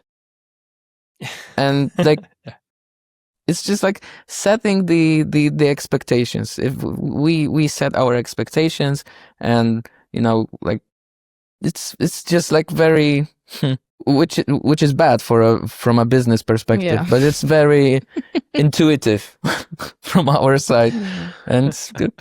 It's just Well, I mean, if it keeps you doing what you're doing over a longer period of time, then it can't be that bad a business decision, unless you're not getting the bookings. At which case, if you're a photographer out there and you're not getting the bookings, it's obviously your marketing to some degree. But many different things. it could Maybe be you many are not. different things. Yeah, maybe you are not honest with yourself. Maybe you are showing pictures that someone who's very into it just does better than you. And Yeah. like it's I don't know, it's I cannot put a finger on it, but like I think that it's like you can feel it even on Instagram if someone's either dedicated to what he does or they do or not, or if it's like I don't know, maybe you guys can tell as well, but like whenever I look through like Instagram feed of someone, I know like if it's for the money or for the art or for like whatever. It's I don't know, I can feel it. I don't know. So when because I look through quite a lot of portfolios. When I'm looking, I can't see whether or not it's for the art or for the business, but what I can see is the traps that we've already talked about, the trends, and the there's so many portfolios that are just the same as each other, and it might have different words and a different photographer on the end, but the portfolios are very similar, maybe colored differently, but more often than not, the coloring isn't that different. It's a lot slightly adjusted, but from another photographer, which they're trying to emulate. And so you've got all these little pockets of emulations going on. That's for me that I see. So I get very excited when I come on and I hear people talking about how they don't like trends. I'm like, yes, thank goodness. Not that I'm saying that trends are bad. It's just there's a lot of the same thing going on, And I don't think, when I speak to people, I don't get a sense that they're doing it for them. It's more to appease a client expectation. What I was saying, by the way, about it might be your marketing as a photographer. You also might be just a shit photographer. Now, Nina and Darek can help you out with that because they've got a workshop. And I know Darek was you told us not to be salesy or whatever, but let's talk about your workshop. Maybe people can still get their tickets and go. Or maybe not. Maybe you're sold out. I'm not sure. I don't know when this podcast will came out. Right now we have we have spots. We have 3 spots, and it's not a marketing gimmick. It's like right now we have only it's a small castle, and we have limited rooms, and we want everyone to treat. It might be more if they if there's a duo, they can share the room together. Yeah, so we can squeeze you in if you are a duo. And when is it? When is that? The workshops? Yeah. The workshops are from 2020 until 26th of March this year. 22nd until 26th. Okay, cool. And where about? It's in Poland. It's very close to the Polish-German border. Mm-hmm. And yeah, so you can make a little trip to Europe, to continental Europe, check Berlin or Poznań, which is an amazing city as well. And yeah. So it's pretty close. It's pretty close, and it's pretty nice. And Nina is putting all her heart into into the photo shoots that we are planning. So yeah. I mean, they basically don't have any curtains left in their houses. The no window was covered with a curtain. All the curtains are going to be in use. It's going to be amazing. I might buy a lot of curtains, on top of that. Tell me. Pardon me. What's the structure of the event? Is it a 1-day workshop with talk and shoots, or is it 2-day? It's almost 4 days. It's almost 4 days. I realized that you gave the dates and it was a few days, so the question is silly. No, it was a good question. It's multiple days. We invited a few of our friends, Braulio Lara from Chile, and Studio Babel from Krakow, and they each of them will have a speech on a different day. There will be a bunch of photo shoots during the event. A bunch of hanging out. Late evening hangouts with some nice beverages. Nice. Yeah, and and basically we want people to be very inspired for the upcoming wedding season. Yeah. And we did some workshops before, so it's not our first time. So we feel like the start of the year is the best time for workshops to just have some to oil this machine. Yeah. Yes. Have some nice energy before the season kicks in. Yeah. At the end of the season, I noticed everyone's super exhausted. In November, everybody's what a year. Oh man, yeah. Even I apologize for the lack of recordings as well. And that's just because I would reach out to people and they just wouldn't get back to me, or there's just so much going on, and everyone just seemed to be the same, just so busy. Can we do it later in next year? I'm like, yeah, that's not a problem. So yeah. Yeah, it's mad. I think, the end of the year, it's naturally full time to rest because it's getting cold. So we should slow down and rest. Yeah, Yeah. like Be more sleepy, be more tired. Do you intentionally take a break over winter? Yeah. I yeah, was resting so hard yeah. during the So tired of all this Christmas. resting. Christmas time. Yeah, but I feel like I needed this, and I don't want to, be mad at myself for that. Yeah, I think the worst you can do is to wait for your own body to tell you that, dude, you need to Yeah. stop. Because in previous years, Yeah. I always felt, bad, that I want to rest and just, Yeah, But this year maybe I'm not mad. at maybe we are myself. getting old. Yeah, I don't maybe we're know. getting old. Maybe We're all getting older. we're all getting old. I don't know about you guys out there listening, but man, every year that ticks on, and I feel so much older incrementally every year. I feel a little bit disconnected now that the whatever generation is the main focus of life is just moving on and doing stuff and creating. I'm just like the old guy in the corner, just doing his stuff. It wasn't you like kids, that back in you the day. kids. Do some. I would say like do some sports regularly. Yeah, Mm, It really helps. yes, I've It started was like running. one of my Yeah. like going to the gym and start running was the best decisions I've made for myself, for my Mhm. mental health and my body. Hell yeah, So, man. yeah. Do you guys lift weights and all that kind of stuff? Yes. Yeah. yeah. Nice. I love that. I lift weights, watch what I eat just to look mediocre. Mediocre. Shut up! You are a beautiful man. A beautiful man.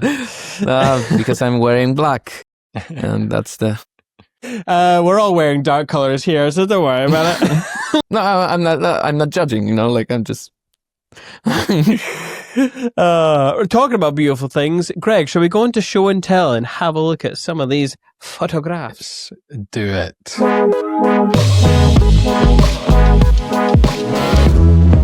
I just need to find them. There they are. Show and tell, show and tell. Can It you is see time that? for show and tell. Ooh, Show and tell is where obviously I've picked a few images from your portfolio for reasons I'll get into, and then I'll pass over to you to tell me the backstory or your thought process or anything else that you want to tell me about any of these images. This first one I really like because of the texture of the light. It's not a soft light source here. This is like a textured. Well, there's a lot of shadow going on. I'm trying to see where the shadow's coming from. It's hard to tell because there's no context because you've obviously exposed for the highlights. But it's given this lovely texture of the materials, and you can feel the emotion. You can't see their faces, but you can feel the embrace, and I really liked it for that. And yeah, the fact that there's just so much context here in them, but none on the outside of them. So tell me, I actually don't know which one of you took any of the images that I selected, so I hope I'm not completely biased in my selections. So whoever took this, tell me more. I don't remember who took which picture at this point. Sometimes I don't know, but like this is something that we are trying not to put into our duo, which is like ego. We never we never fight over yes. whose photos are better or worse, who's better photographer or what. Like this is that's the best thing Yeah. in being a duo, that you can like truly support each other. Like when one is feeling, a little bit low, or not in the mood, like you can hop in and like fill this gap. So this is what we are trying to do. Nice. Like this particular photo, what was the background? Like it was, I think, that was wedding photo shoot. They were that was actually after their wedding day. Okay. They really wanted to make another photo shoot with us. So we took it in a castle in Poznań. And suddenly the weather was not super moody and dark. Yeah, I think It was like a very, very harsh light. It was in June, but like what's maybe unintuitive sometimes that I think like whenever, like a few years ago when we were shooting at some amazing venue, we were trying to have this venue in the context of each picture. Yeah. Which ended up with making boring photos. And right now, like what we focused on in this particular scenario was that there were like very large windows with sprosy, I don't know how to, with like the wooden stuff inside the window. You have what plenty. is that? What is that? I don't know what that's called actually. But yeah, the like the cross over yeah. If you look at Greg's background there, that light, the kind of cross sections. What the hell are those called? Like a grid Lintel? or No. something. Yeah, grid. whatever. Yeah. So that's the shadow. Yeah, that was the very unique window. Yeah, and where the shadow comes from. Yeah, and it's something that you cannot replicate exactly anywhere. Like it's, if you want to set up this kind of lighting in the studio, like it's very very peculiar, not intuitive or anything. Yeah. So like we are trying to use these kind of situations just for the fun, just like for the sake of this unrepetitiveness, and sometimes life gives you these situations randomly. They were standing between stairs, like huge stairs and huge windows. The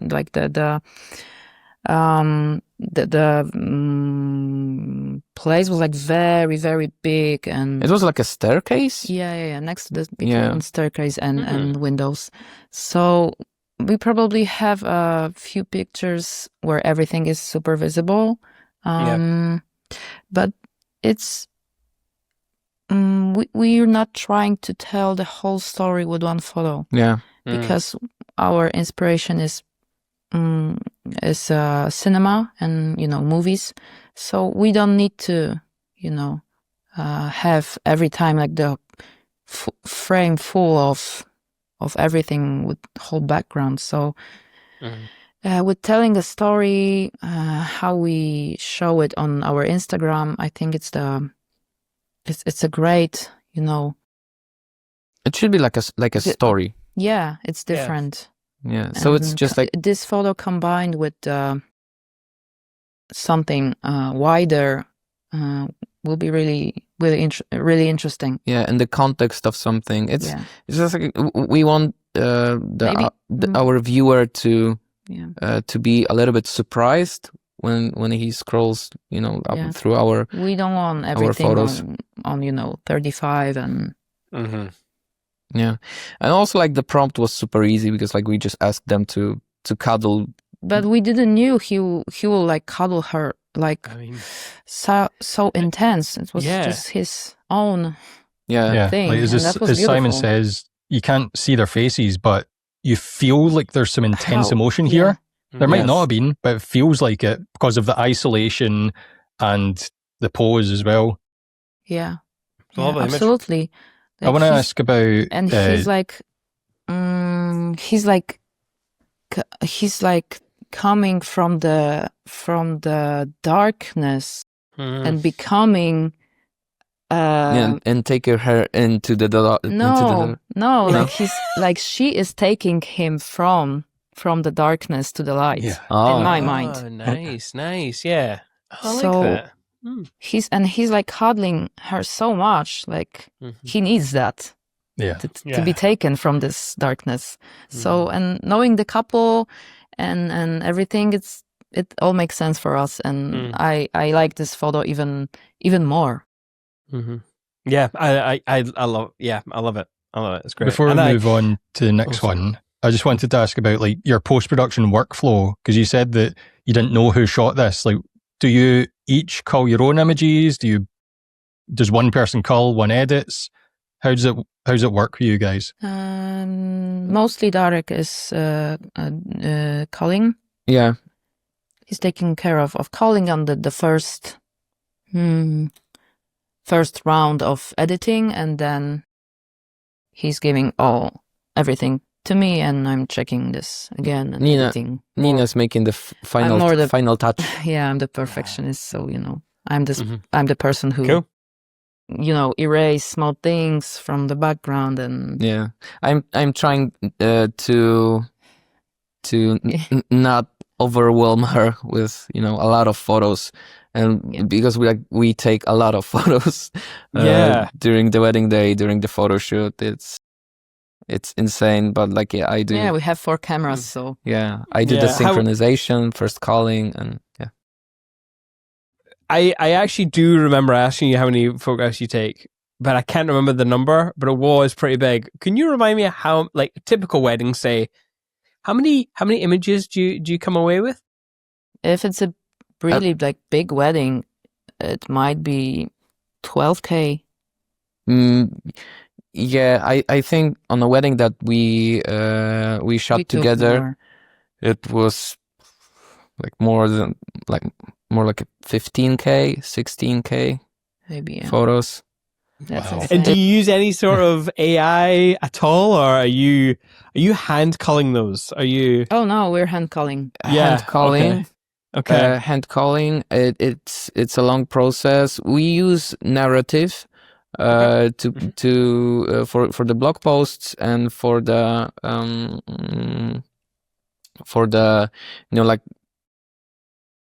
first round of editing. It helps us. We have our profile, and it helps us with evening out the exposure, the white balance. It's our color grading and like the basic stuff. Yeah, but we do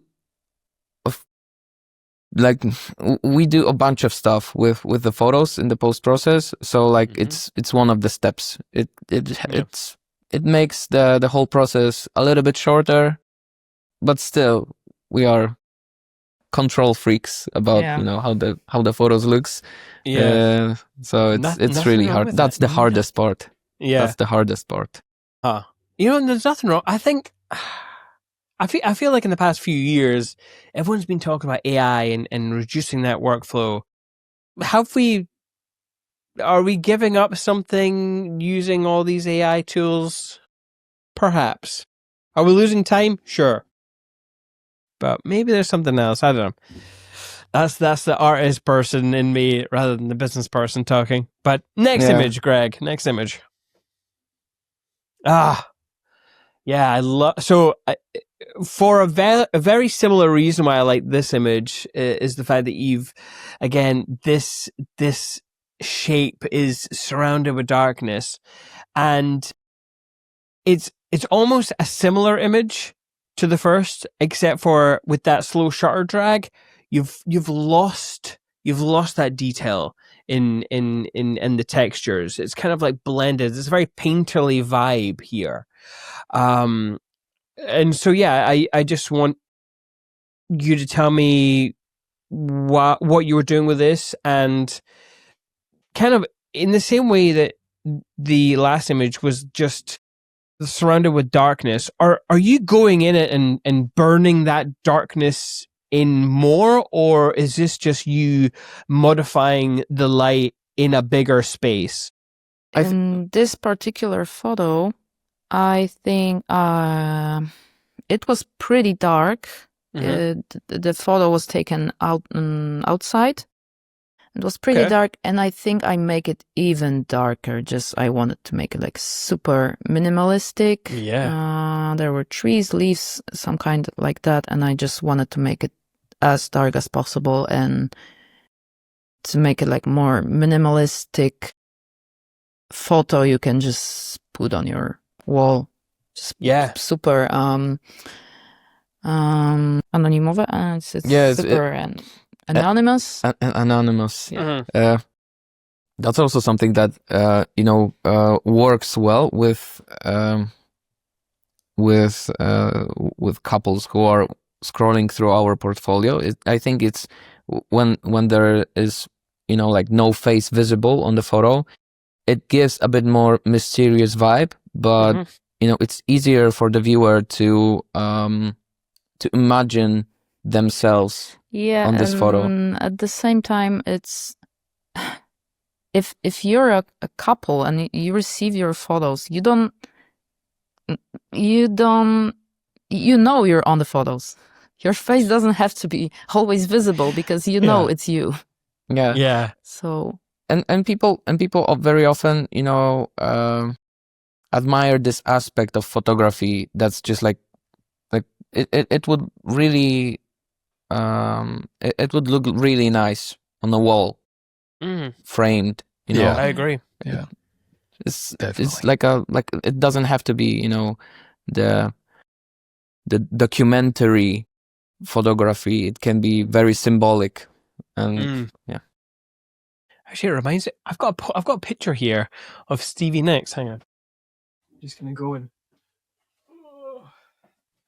A bit random, but that style of image. I mean, obviously she's in focus, but it's a style that I clearly gravitate towards. Yeah.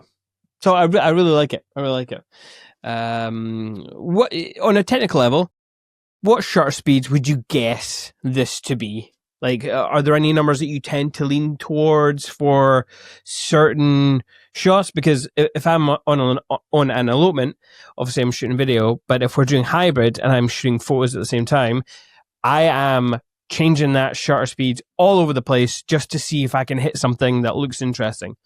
But I'm wondering if that's your approach or if you kind of know what shutter speeds to lean towards for an image like this.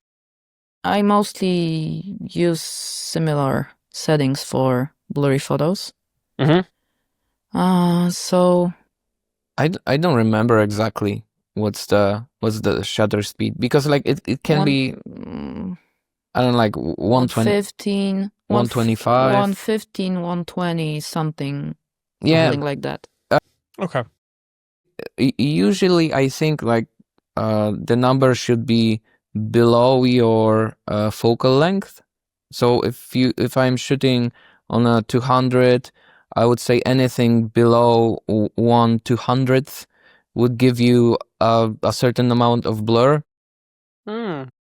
That's the old school way of making sure the image is sharp, is that you just like have to go above your focal length. So if you are shooting 35 to have a sharp photo, you can handheld with shutter speed like 150, 140, something like that. It's just, I don't know.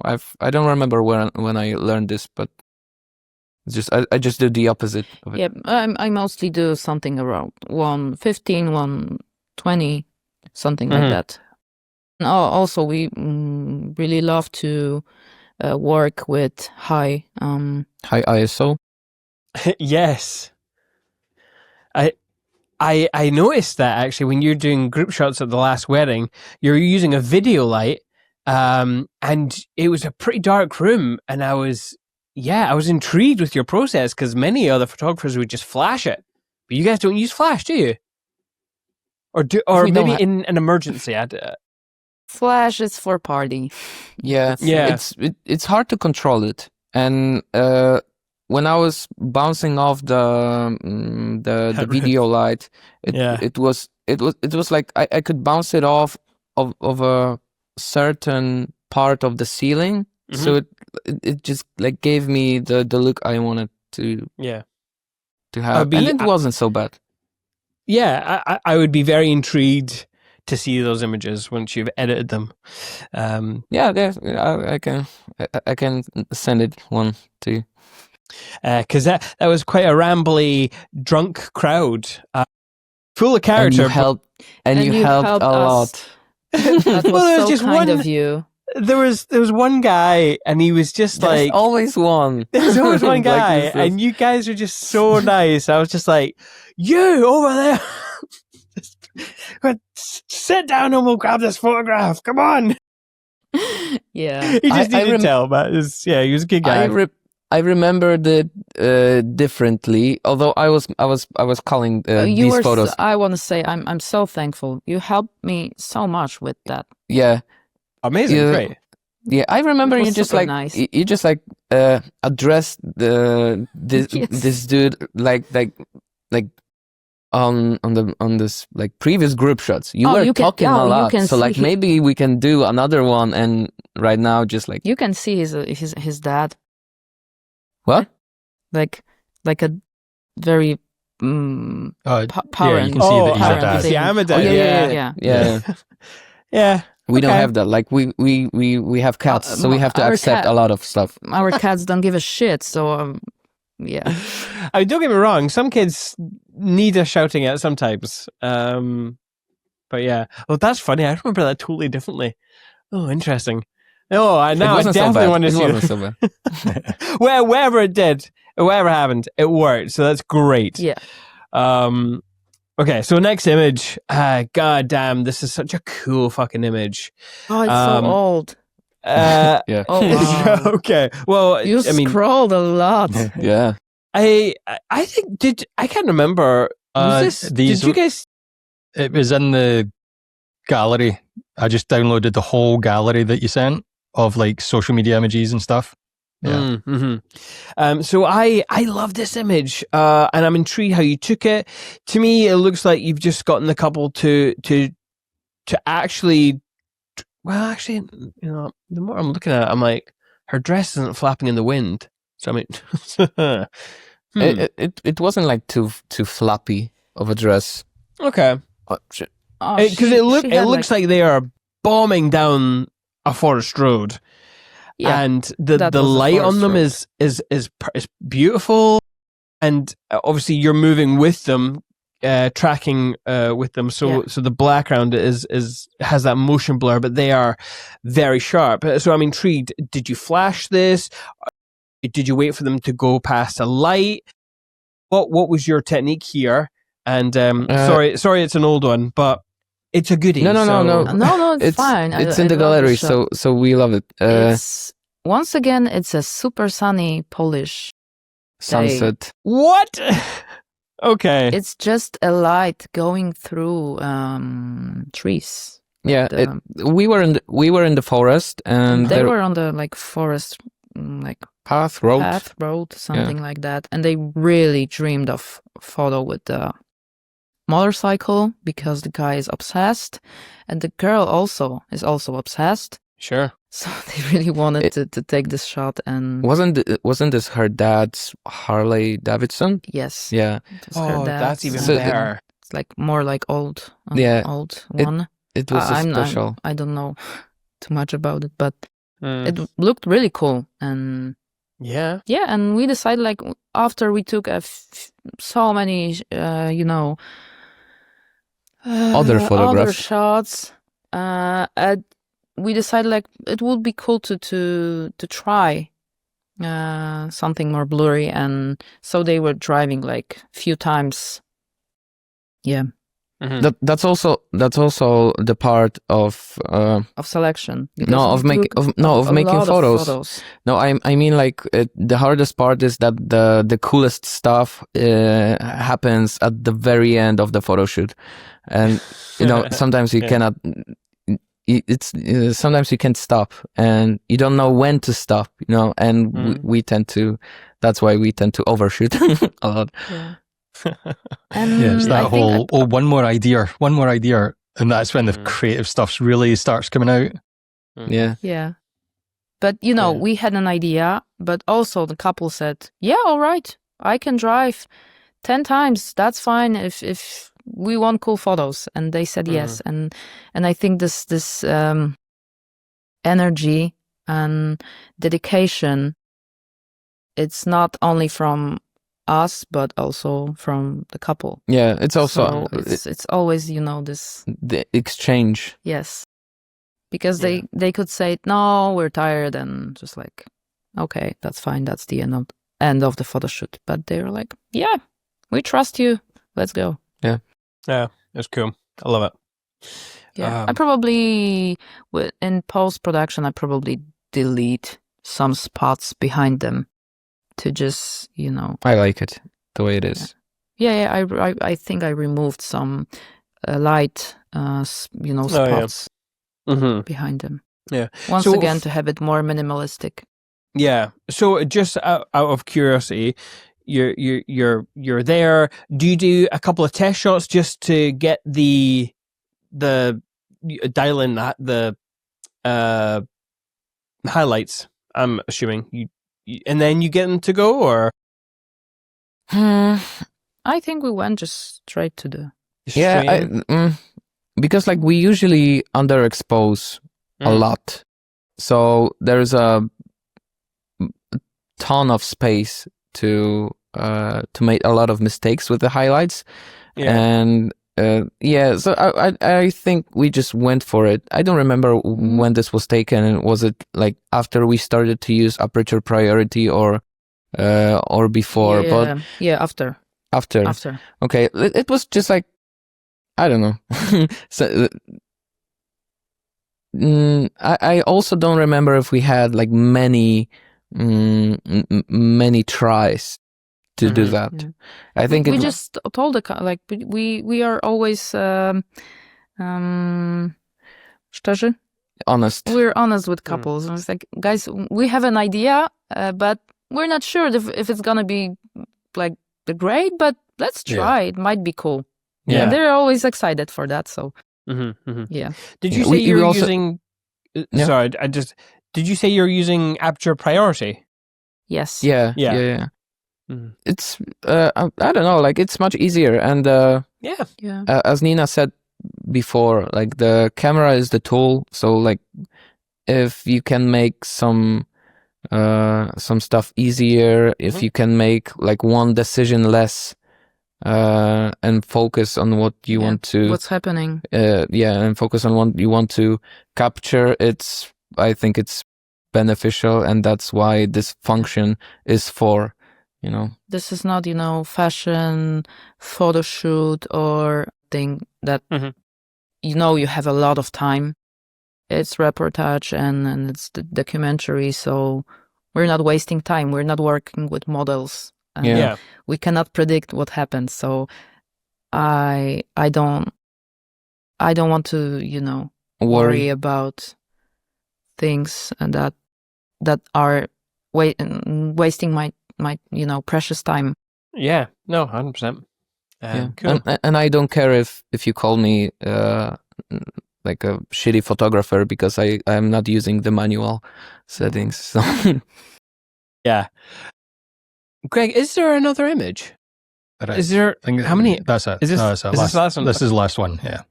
Cool. The vintage ones. I picked this one. I don't know how old this is or who took it, but I really like this because of the strong backlight and the what seems to be haze. Now, I feel like a lot of your work is a lot of backlight stuff, and I love that because ours is like that as well. If I can place a very bright light source behind someone and use some atmospheric smoke or haze to add depth, then hell yeah, I'm going to do it.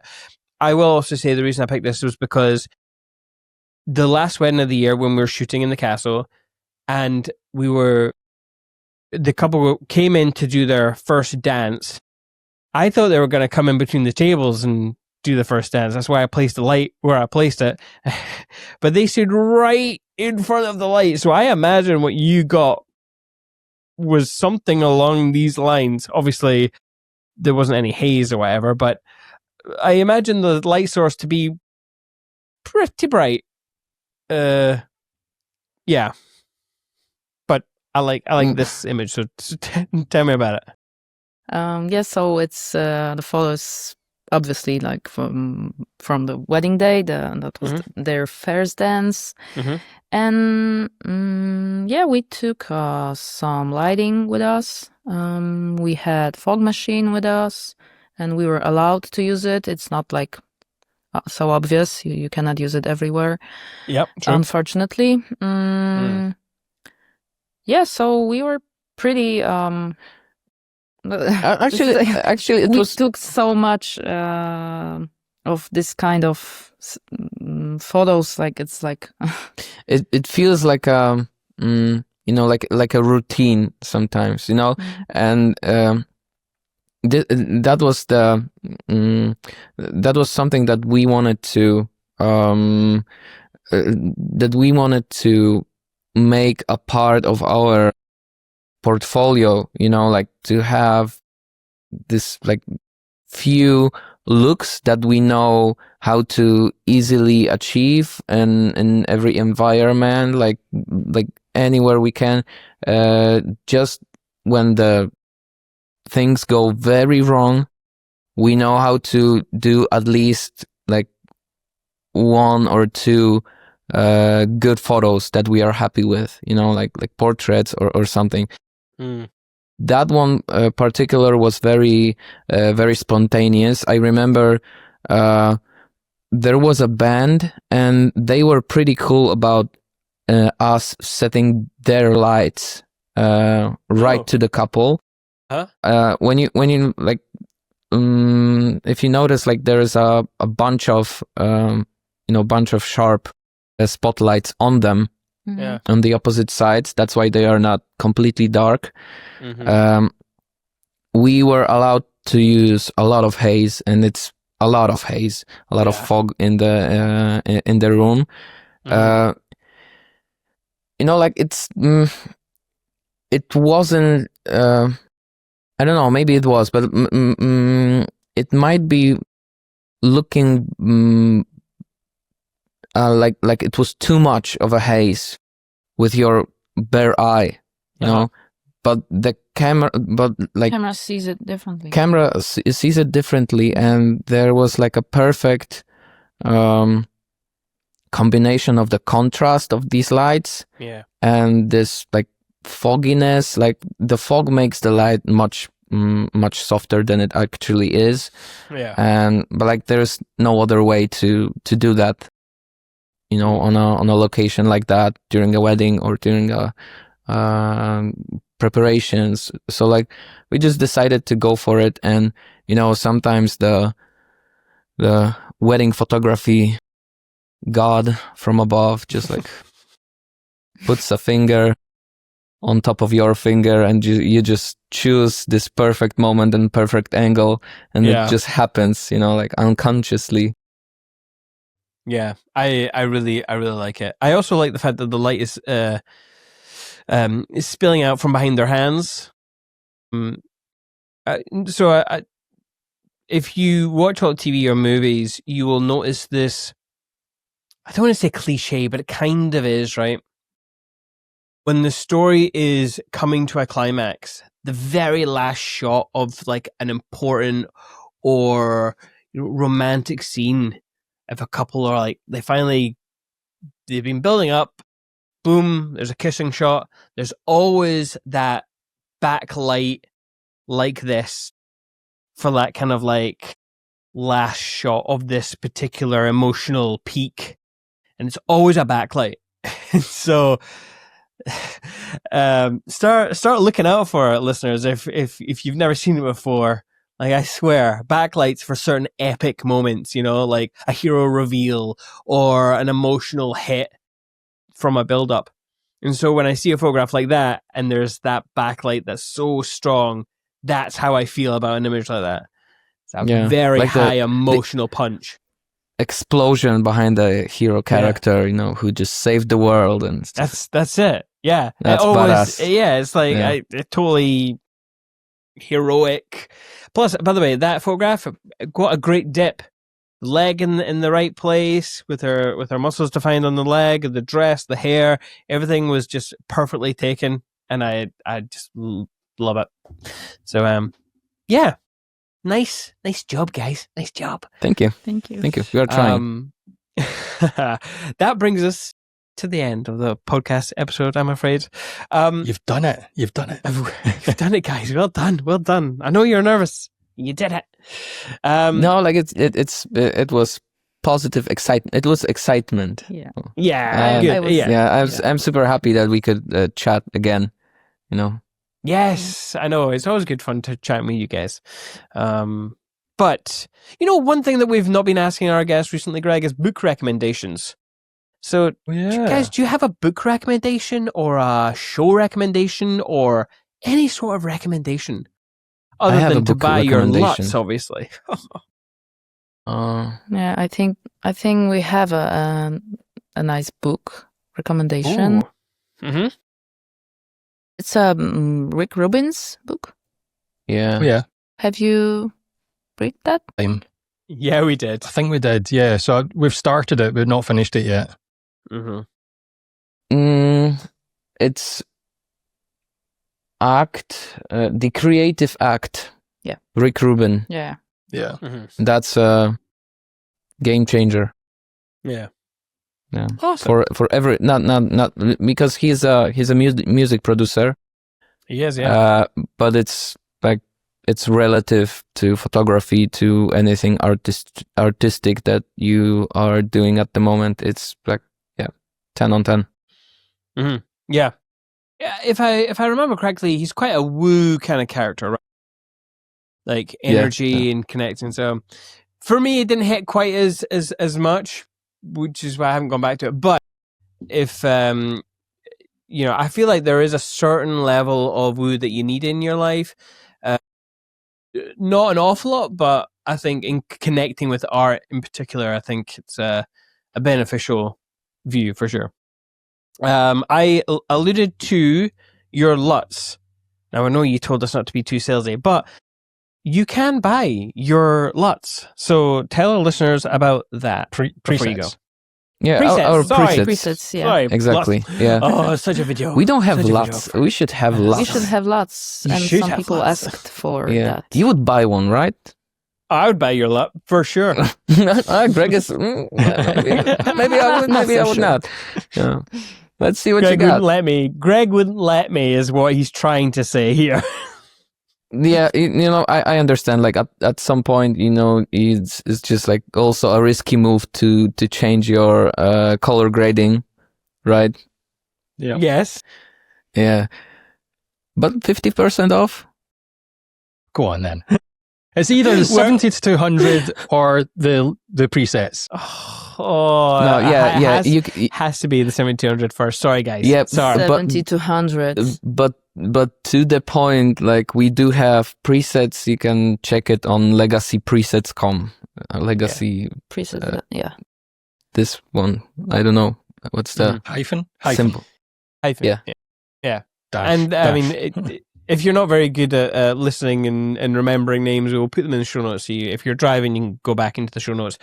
Click on the link. Like if you check our Instagram, there's like anything you can also check in our bio, I guess. Yeah. And yes, our Instagram is still there. Nina hasn't deleted it yet. So, I mean, be quick because you never know. You never know. No, it won't happen again. Where can people find you online if they're intrigued to see more of your work? And you can find us anywhere if you type Nina and Darek, and like we are like that's our name on Instagram, Facebook, on on TikTok. We don't have anything on TikTok. Mostly. Pinterest. do you have a Pinterest. TikTok account? I mean, Yes. We Yes, have but we're not putting there too much. We haven't figured out how we could embrace the TikTok. Yeah. And TikTok is also very, I would say, my friend is huge on Polish TikTok, and TikTok works like very locally. Like it shows your content based on geotags. So like if we are trying to reach out to people with our English language content, we are just like hitting the wall because most of people in our area do not care about these type of stuff. So I think our TikTok should be more for Polish folks. Yeah. But we are trying to post something from time to time on Instagram. Yeah. I'm just having a look just now at your TikTok. It's good. So that's you. That's me. I'm one of your 1,377 followers. You know, that's something. I don't know. You don't know? I don't know, but our tiny kitty recently she went viral. She went viral, and I posted a video of her trying to squeeze into tiny hole of a cardboard box. Yeah, and she hit almost 8 million What? views. That's insane. Where's that? Is that on Instagram? I remember you showed Yeah, us that. she have a. Yeah, I can send you. We'll send you. I will send her Instagram because like she's. So we don't know nothing. Yeah, sometimes we know nothing about The cats know more than us. Yeah. Well, they do rule the world. Let's face it. Awesome. Well, thank you guys for joining us. Thank you so much for having us. Oh, our pleasure. Nice. Our pleasure. Are you going to be back in Scotland at all at any point? We hope so. We don't have any specific plans right now.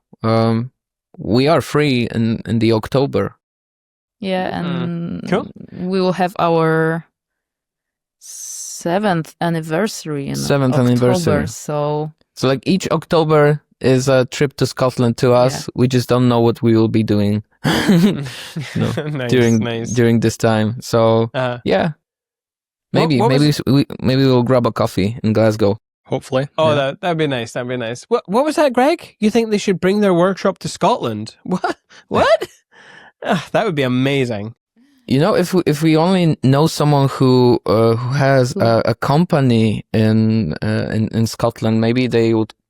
Maybe they could host a workshop with us. That might be something that we might be interested in, right? That would be pretty cool. Yeah. I know, like it's out of the blue, because like it's not, not everyone knows someone who does, like videography or wedding photography in Scotland. I know that, but it was a long shot, Yeah.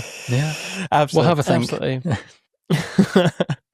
I've heard you have experience as a workshop host. Yes, we do now. Yeah. Have we spoken about our workshop on the podcast, Greg? I don't know. Have we even done a catch up? We tried to do a couple every year, but I think we've maybe not done one. Anyway, maybe we'll do a short episode of just us talking about the experience of it. But yeah, interesting. I'm going to keep you guys in mind for a workshop. Anyway, Perfect. people can find us at perspectivebycinemate.com, our Instagram at perspectivebycinemate.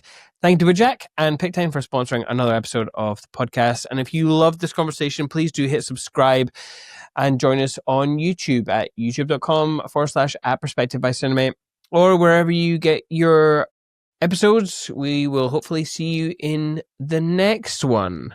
However, In the meantime, enjoy your life. let me stop.